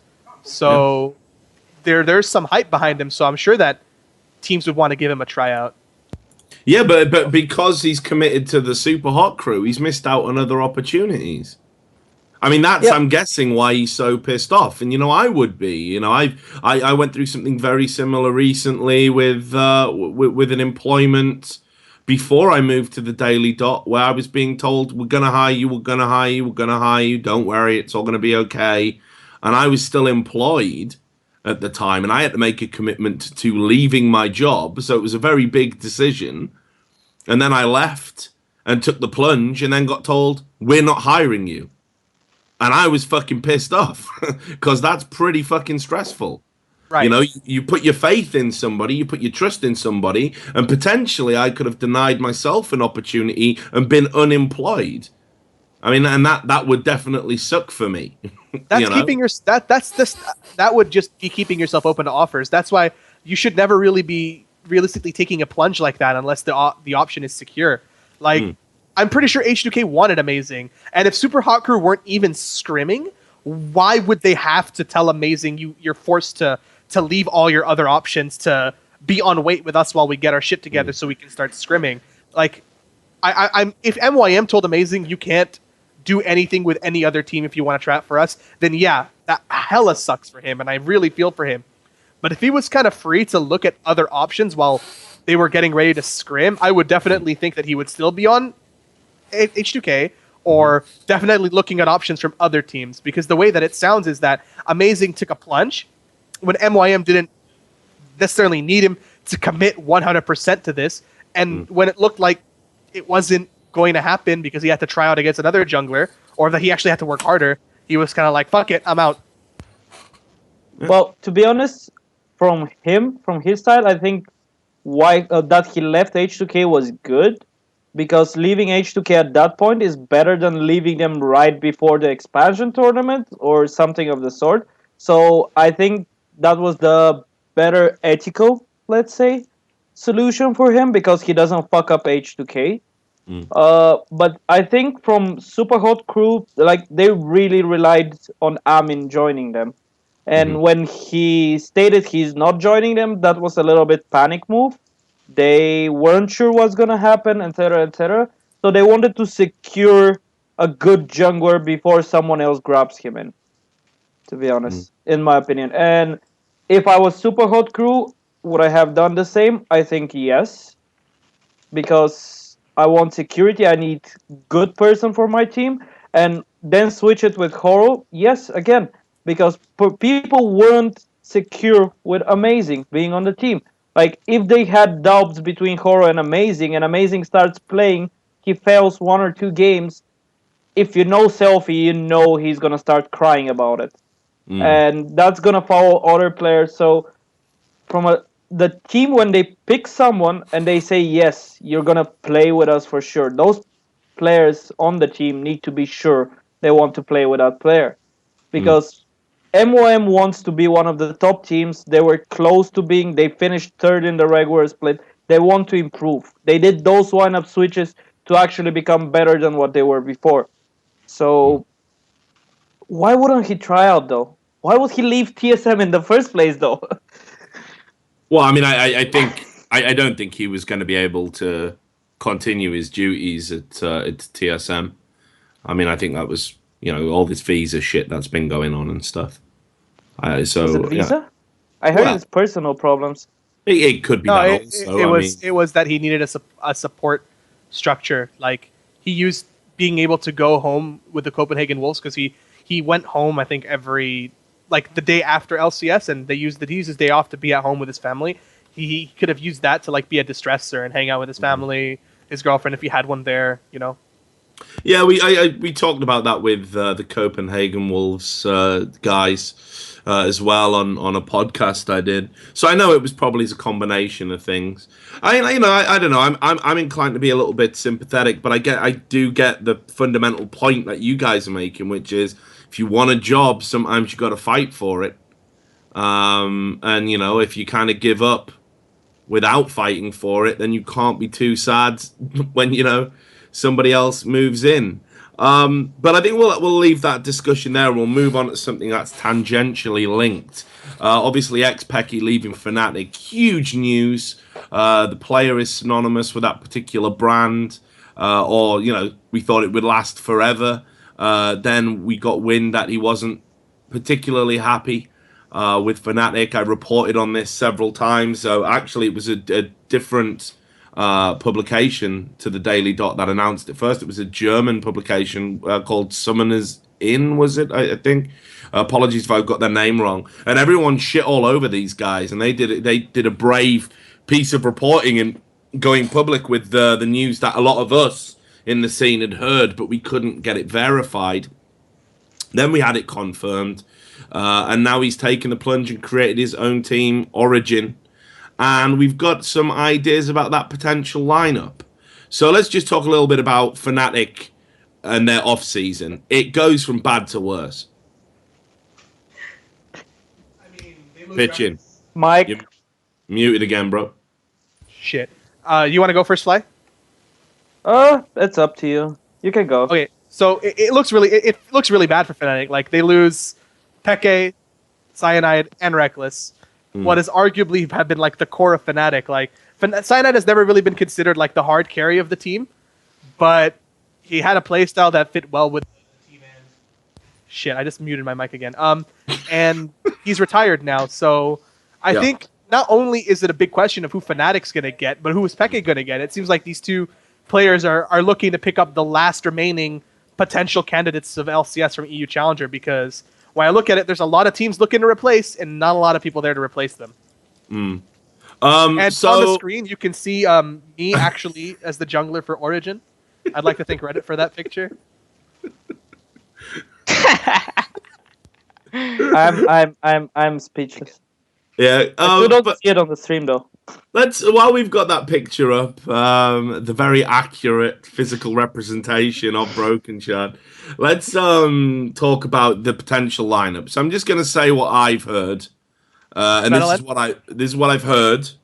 So this is rumors, guys. This isn't confirmed. This doesn't have the Richard Lewis stamp of approval on it yet, and apparently that doesn't mean shit anyway these days. So, but the team I've heard is Soaz is also going to leave Fnatic and go in the top lane. Amazing's going to go to the jungle.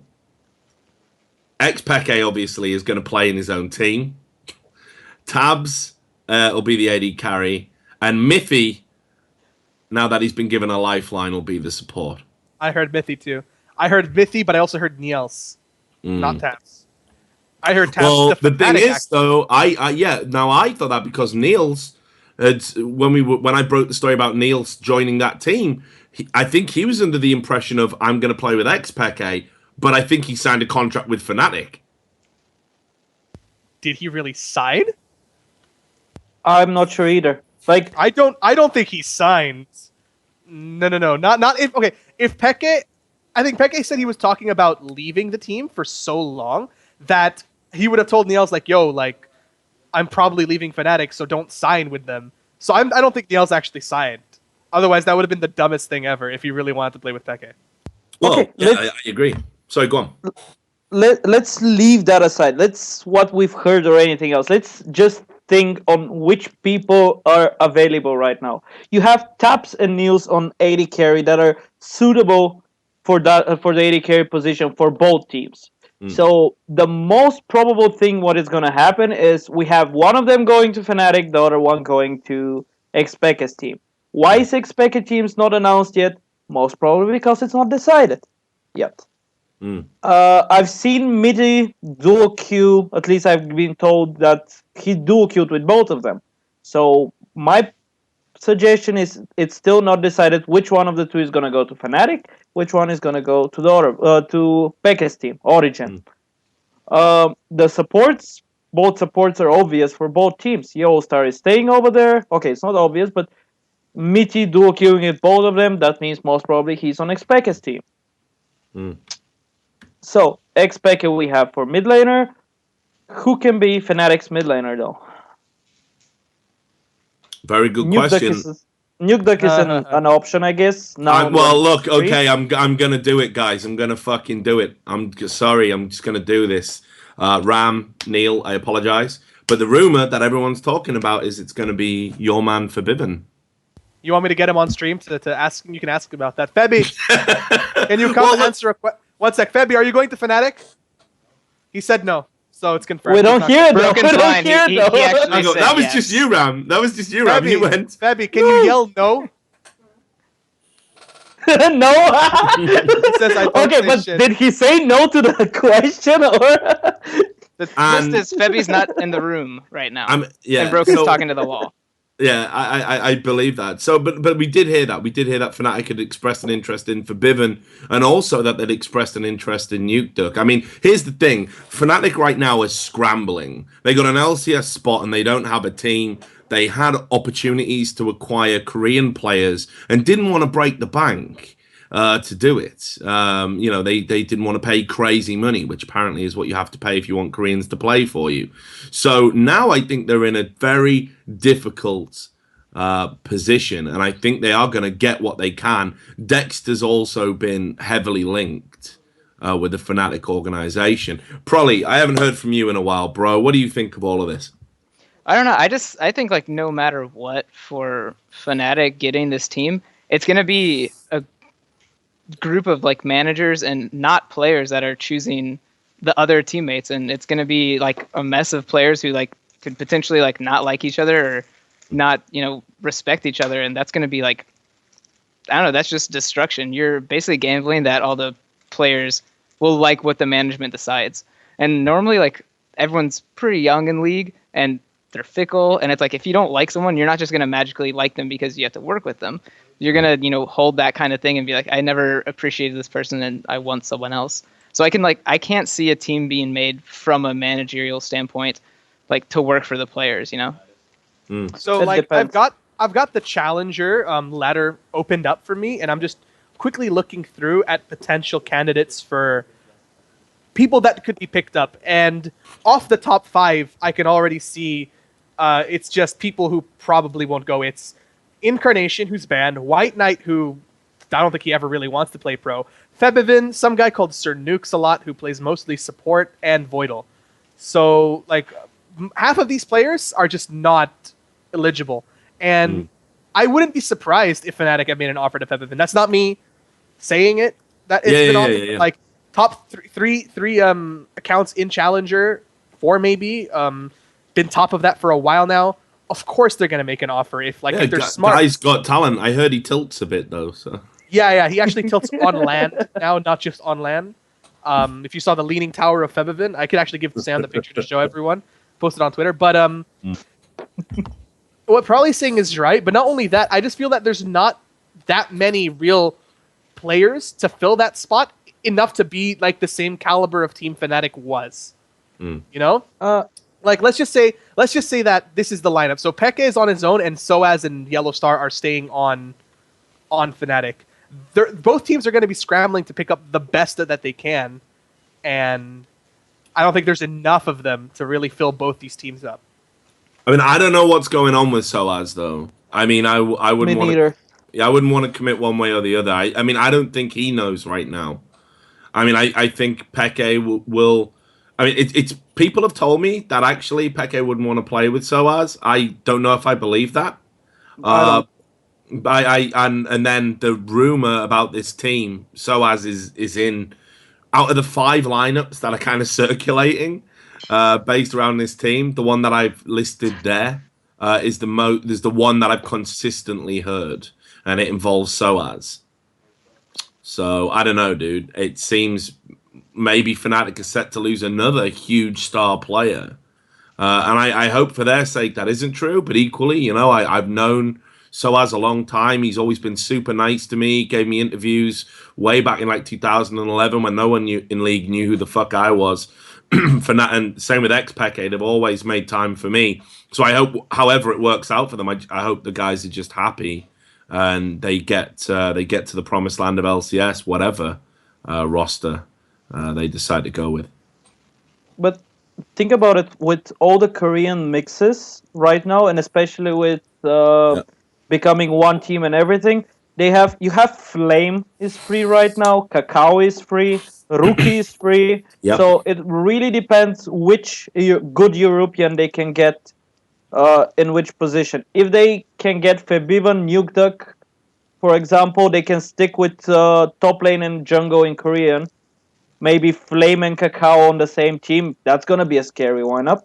Like, purely on individual level. If they decide to make a compromise, they can get Flame for top lane, Dexter jungle, Ryu in the mid lane in case he doesn't continue with some team called Roccat. So there's a lot of options, but they don't need to rush the decision. Like, they need to try save their options and see what they can do. Is that Febivin giving you hints where he's going? That's Febivin on the tilting tower. No, but I heard also some rumors that Gamers 2 were scrimming with a new mid laner, and that they also might be looking for a new mid laner. So you got a bunch of teams looking for mid laners. You know, I gotta say this just while you brought up gamers too. So I had an email after our last show, I think it was, from Ocelot, and I'll read you some of it.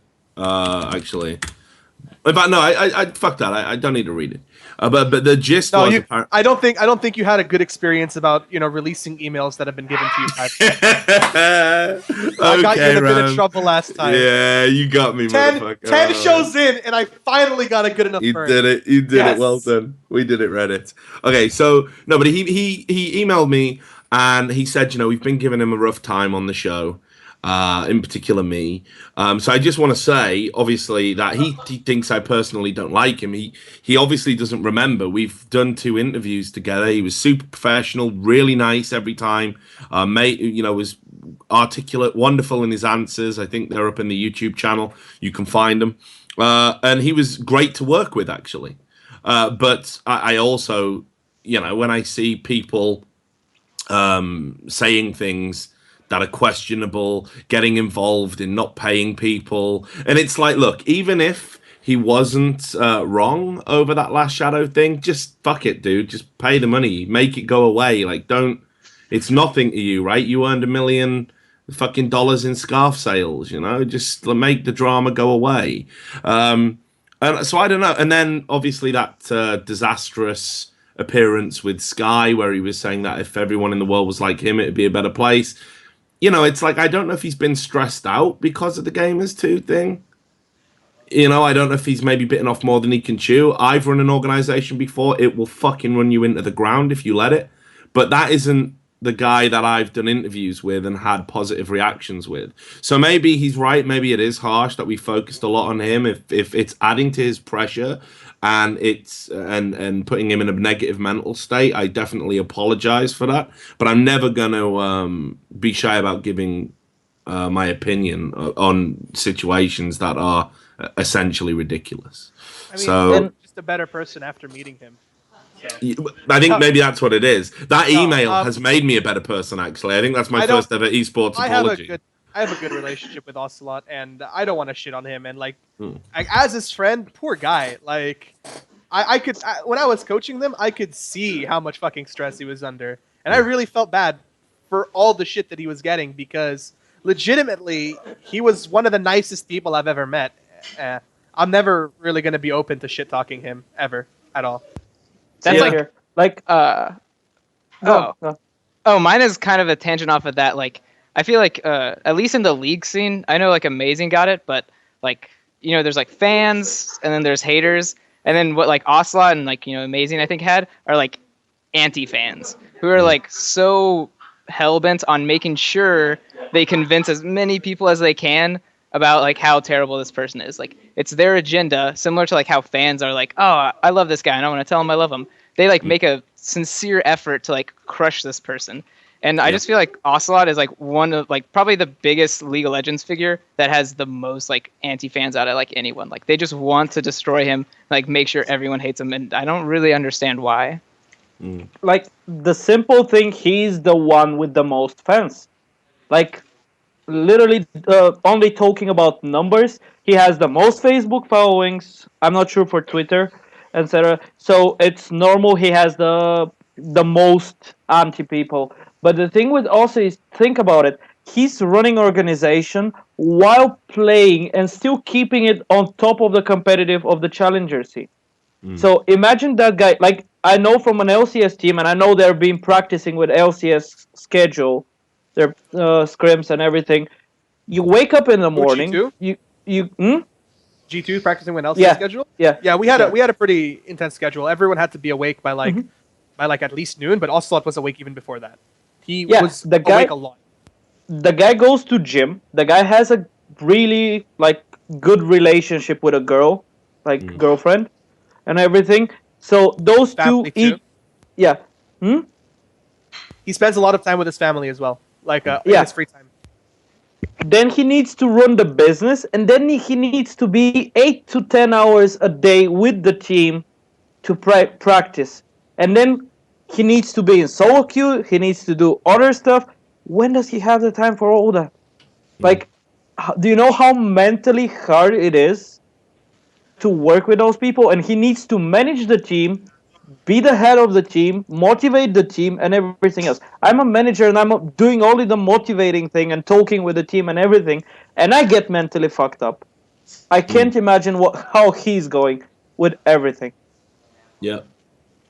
I mean, it's tough, man. Like I say, I've been there, you know, in a different life, and I did it when I was in my mid-20s, and it fucking drove me crazy. Like, you know, especially with, I was dealing with multiple games, multiple teams, their own little ecosystem of fucking bullshit. You know, just like, and he did this and he did that, and go, okay, right. You get the COD team fucking sorted. Now I'm gonna deal with the Counter-Strike shit. It was like working 2 jobs. It was really fucking stressful. So, you know, I can definitely sympathize, or rather, I should say, empathize with what he's doing. But I don't necessarily think that gives you a free pass when you declare yourself the son of God or whatever. You know, I think probably we need to say you need a break, dude, which I think is kind of where we were all headed with it. But, you know, wishing him all the best for the future. Tangential, I just wanted to bring it up because he did contact me, and I think that level of directness deserves some respect.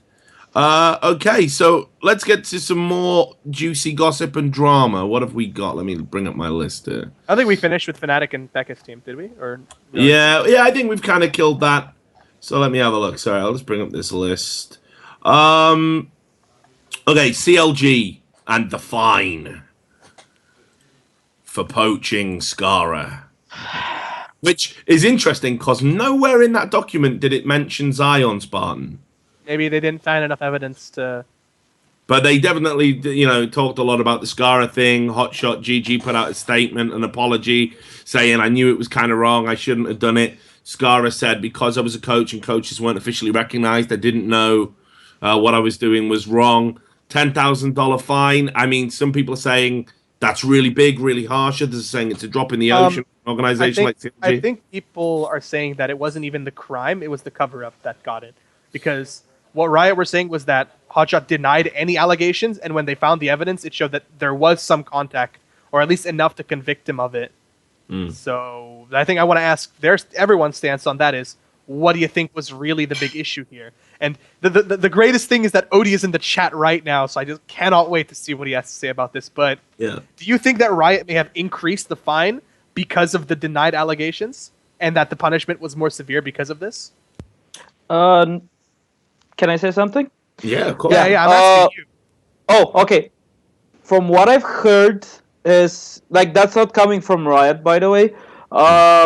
It's the fines are gonna increasingly go bigger and bigger, so people actually stay in line and do what the rules say.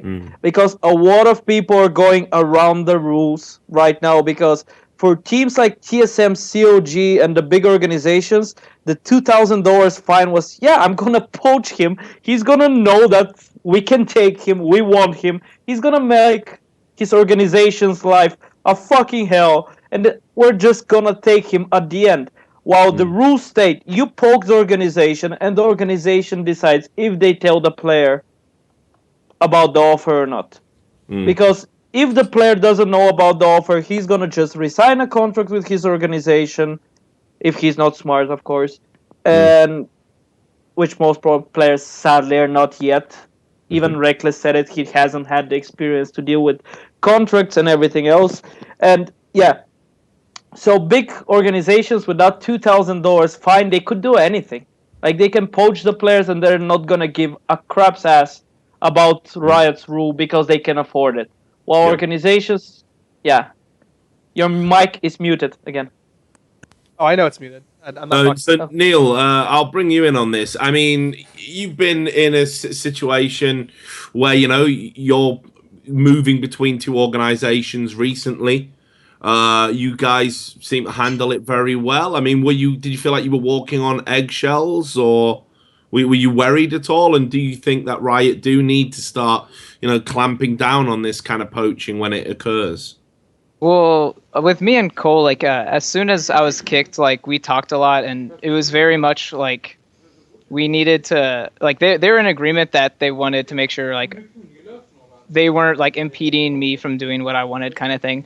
Like we eventually got to that point, and they were like really helpful and stuff. So it wasn't really stressful or anything to like get out of that. But with the CLG thing, like I do want to preface it and say I subscribe to the Riot's conspiracy theory against Richard Lewis. So I'm also subscribing to, they have some Dig fans up at Riot HQ, and they were really pissed about the Zion thing, but I guess they did it legally or whatever, like within the bounds, so they couldn't get him on the Zion thing. So they just like had to like root around and meet for it, and they found something with Skara, because I felt like the Skara thing, like the coach thing, I know they're whatchamacallit, like recognized and stuff, but the fine doesn't seem like adjacent to what a coach poaching would be, kind of thing. Like I understand like a player poaching being like a 10K fine, but a coach seems a lot different, because it's not a direct like influence on a team's play. Like if you take a player away, that team's gonna probably suck. A coach is like something that builds up a team and like helps them improve. So over a long period of time, it'll suck, but that's where I just don't see the fine being like accurate in a way.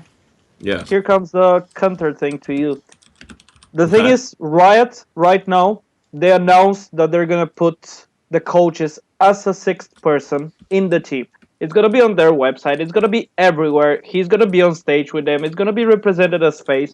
He's gonna be following the rules for the players. He can't be toxic. He's gonna be having background checks and everything as a player.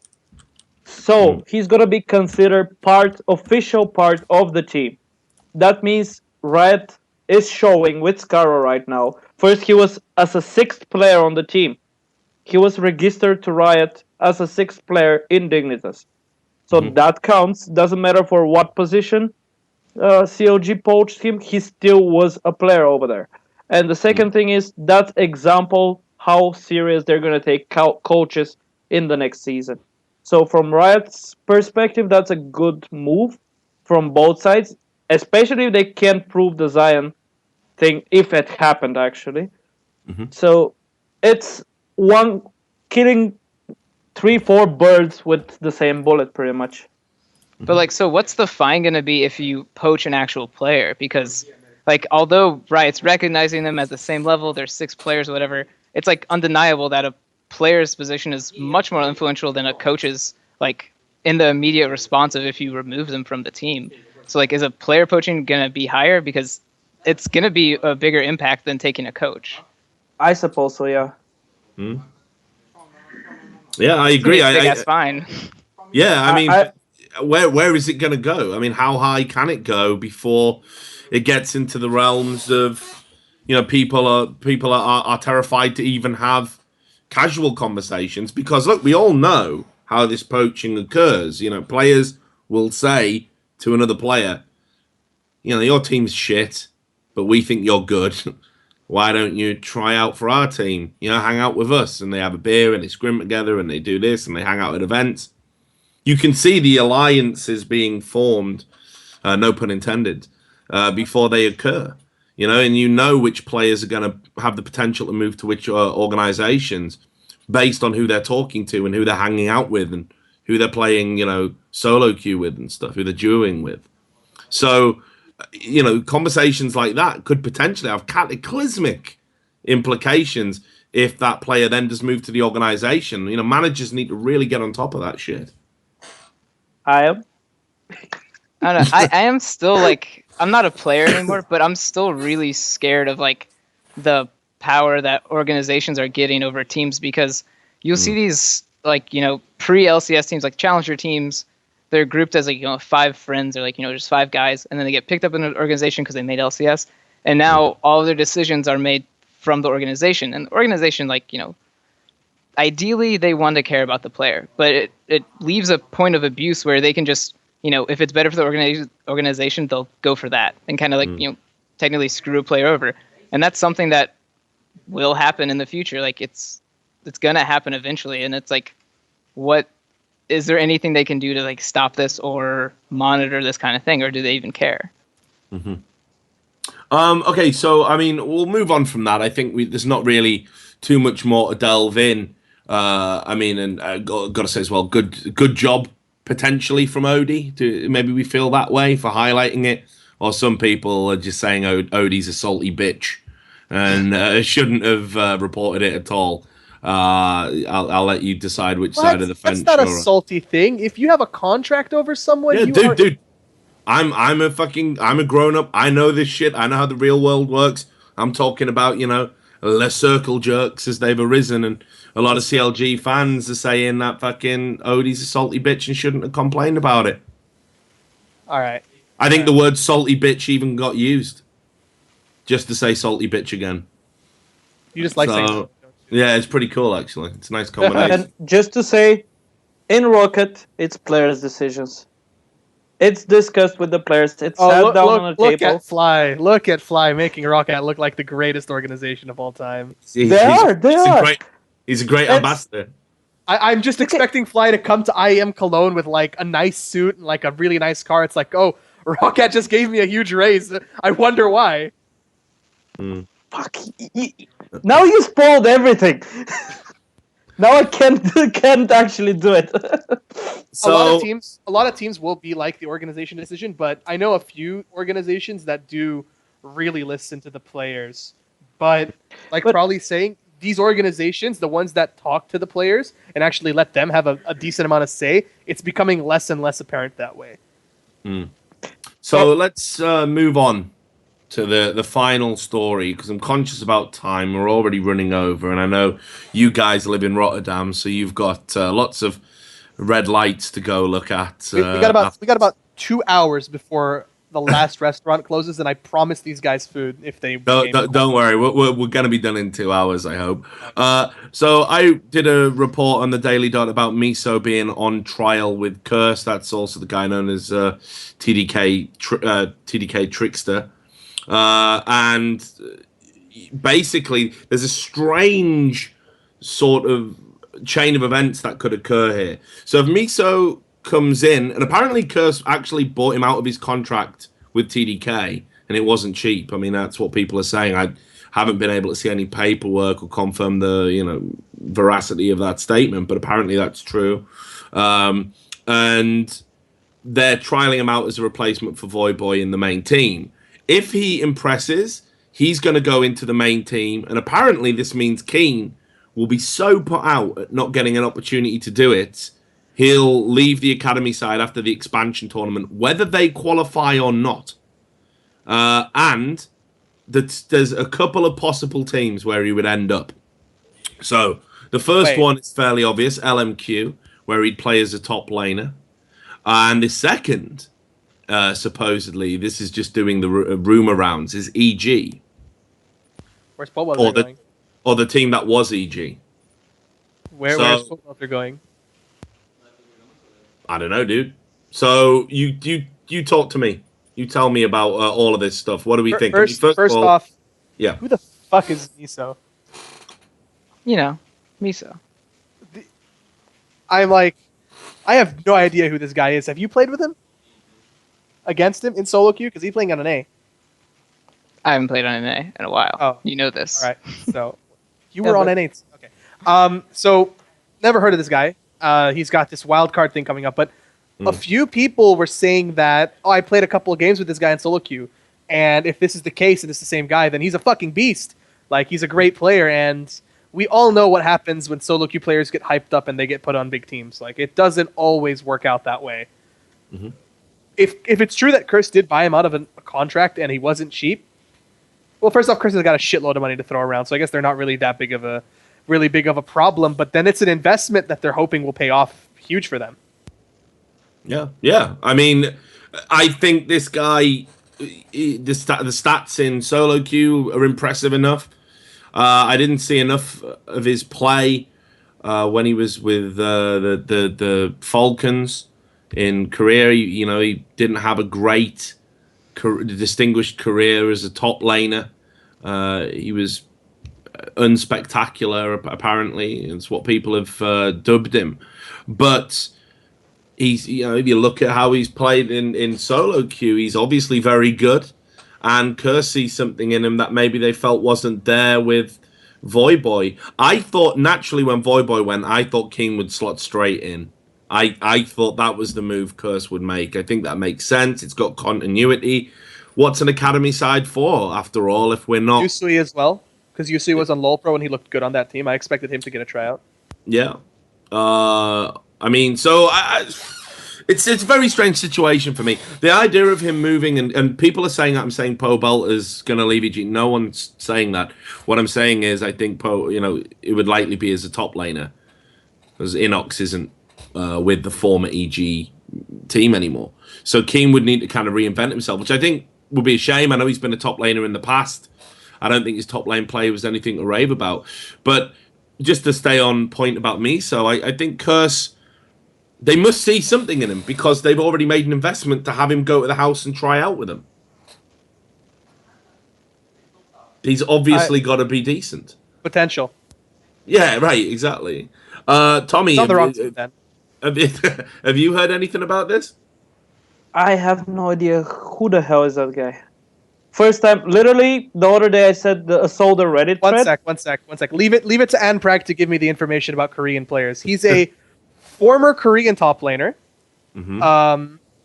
He was a former CJ Entis partner, and Reaper had a lot of trust in him. So that's what I'm getting from Anprag, which means that, looking at his picture, that she's not a huge fan, because he's not Watch or anyone like that. But I mean, I guess someone who knows him a lot better vouched for him a hell of a lot, or he's done a lot of stuff to prove himself as a really potential great candidate. Hey, and if Reaper actually have a trust in you, you gotta be fucking good. Like, Reaper is one of the people that are hardest to please, and that's pretty much why he got removed from CG back in the days. Like, he's a really picky person, crying person, and if he vouched for him, he should be good. But I would, if I had the money of Curse, I would have gone for Pr0lly. Like, it's an option that it's good, and he's gonna be performing on stage, which is the big thing. And you know me, I go for the full package. I don't go for just, hey, he's good in the game. He needs to have the communication. He needs to be nice with his teammates. He needs to be having one experience, stage experience, and everything. The whole package. Yeah. So just on the future of Keane, there's a lot of people chiming in and saying, well, he couldn't go to LMQ and blah blah blah. Do we? Where do we see Keane? Because I think he's a great, he's a talented player. I've been loving watching him play for Curse Academy, and I guess by all accounts he's pretty much got one foot out the door, regardless of what happens in the expansion tournament. Do we think that's a good move for him, that he needs to leave, or do you think if Curse Academy do what we think they're going to do and qualify for LCS, that he should try and stick it out? Am I the only one that doesn't expect Curse Academy to qualify? I think that Coast and Fusion are going to qualify, not CA. Really? So, yeah. I mean, this would lend weight to them not being settled, I guess. Yeah, I don't think they want to give Keane any distractions, because the NA expansion kind of just got a lot more difficult, with each of the teams having some sort of potential to actually make it in. And Keane is thinking to himself, well, like, I've been on this team for so long, I've proven myself, why am I not getting a tryout? And I feel for him, because, like, it really did seem like Curse would actually give him the tryout. And any other thoughts on that? I mean, Pr0lly, again, about this this player, Keane. What do you think would be a good move for him? Well, on what Broken was saying about not getting a tryout, just like spitballing, like, he's always been more of a reserve player, I felt like during laning phase and stuff, and not really one to like take super risks. And hypothetically, during the regular season, if they had practice against Curse, he could have just gotten a bad rep for playing too passive in lane during scrims, and that just kind of stuck with Curse. So when it came down to it, it was like, we already know our decision on this player, and that's kind of why he didn't get a tryout. Okay, well, I think we've covered all of our topics in fine form, and I don't want to keep you guys all night. So I think we'll wrap the show up here. I know there's plenty of other topics that we could have touched upon, but there's plenty of time for that. There'll be other shows. We might be doing a Christmas special which I haven't told my other co-hosts about yet. I'd like to get the guys on wearing Santa hats and everything else. It's a bit of a tradition in esports that you get pissed or drunk, I should say, and you get fucked up and do a Christmas special. I'm so down to get drunk on Christmas. I don't know where I'll be. Actually, I have really no idea where I'm going to be after the expansion tournament because I don't think I'm going back to Israel for a while. I'll be like fucking around in Europe for a bit, so I have no idea. I'll try to get some sort of connection to do that. So I think we'll try and do that, and we'll get on some past guests. We'll get Coobs back, and because everyone loves him, right? And we'll Neil, you're invited. Tommy, you're invited. I'll reach out to Wicked and all the other guests we've had on. We'll see if we can get some cameo appearances. But just before we do go, I'll say thanks to you, Tommy. Again, great to get your insight. Best of luck with Roccat, and tell Nukeduck I said hello. Wink, wink. No, I'm just kidding. Ram, much love to you, brother. It's, you're a great co-host. It's just quickly. A lot of people don't know I'm in the fucking same room as Pr0lly. Yeah. We're in the same house. We're right. Don't do it. Okay. No. So we're right so here. So toxic, dude. So basically, if people haven't figured it out, we're both coaching H2K for the expansion tournament.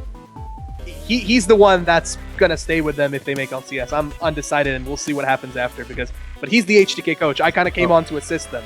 We've already established that you're going to be playing for xPeke's team, so you've seen the picture, right? Like, yes, it's so me. So and just to thank you, Neil. Like I say, we've pursued you for a while. It was great to get you on the show. You're a wonderful guest and a very handsome man. I just want to bring up a little picture. We've managed to find one of your doppelgangers, a lookalike of you. It struck me immediately from the moment I saw your beautiful face. I'll get Sam to bring it up now, and you'll be able to see the reaction on stream. Me? Yeah, we got somebody who looks just like you, dude. In fact, I was like amazed that it wasn't actually you when I first saw the photo. Okay, just watching my stream. I'm kind of scared. Yeah, you'll see. That actually is me. That was last Halloween. Yeah. So I just want to say thanks a lot for coming on, dude. You're an incredibly handsome man or lady, it seems. You're good in both genders. I'm the bearded lady in the circus. I just haven't told anyone until now. Wow. Breaking news, So anyway, it was great to get you all on. But just before we end, because I wanted to end on something serious tonight, I would like to draw your attention, all the viewers of First Blood, and if you're watching this on a VOD, I'm hoping it'll still be relevant. I got a friend who's involved with a project which is called MichelleandCo.com. It's a collective of artists. And they make color prints relating to League of Legends and stuff like that, and they're doing a charity project for a young girl called Addie, who's 6 years old, from Utah. She's been diagnosed with a very rare and untreatable brain disease, and this is going to be her last Christmas. So what she wants is she wants to get as many Christmas cards from people all around the world, just so she wants to collect as many as she can. And there's a Reddit thread about this, which, you can get involved and you can be a part of this thing and make her last Christmas one to remember. I'll put the link out on Twitter, but you'll be able to find it. It's called MichelleandCo.com. So that's Michelle, MICHELLEY for Michelle, and then it's ANDCO.com. It'd be great if you guys could get involved and support that. It's really a worthwhile cause. So, thanks to everyone for doing that. So anyway, again, guys, thanks a lot for a great show. Thanks to you too, Sam. Your incredible production values, over 9,000. Are we doing hosting for the NA expansion? Because that's going to be up really soon. Yeah, well, we could do, or maybe... We were trying to do it so that we could get, we would watch the stream and then just broadcast us talking about it and then let people sync it up with us. We'd need some #awesome production value to do that and a YouTube stream, but I don't know if those will be available for expansion. But otherwise, I guess you'll be hosting it, but I'll be hosting it on my channel as well. So, yeah. Okay, cool. So there we go. thanks for tuning in. Thanks to all of my guests and my lovely co-hosts. We should be around in roughly a week for our Christmas special, but obviously everyone's schedules may fluctuate. I guess we'll be finding out whether we've got an LCS qualified co-host or just another bum. Looking forward to finding out one way or the other. Thanks a lot, guys. Yes. Yeah, one likes. So thanks a lot, guys, and we will see you next time. Peace.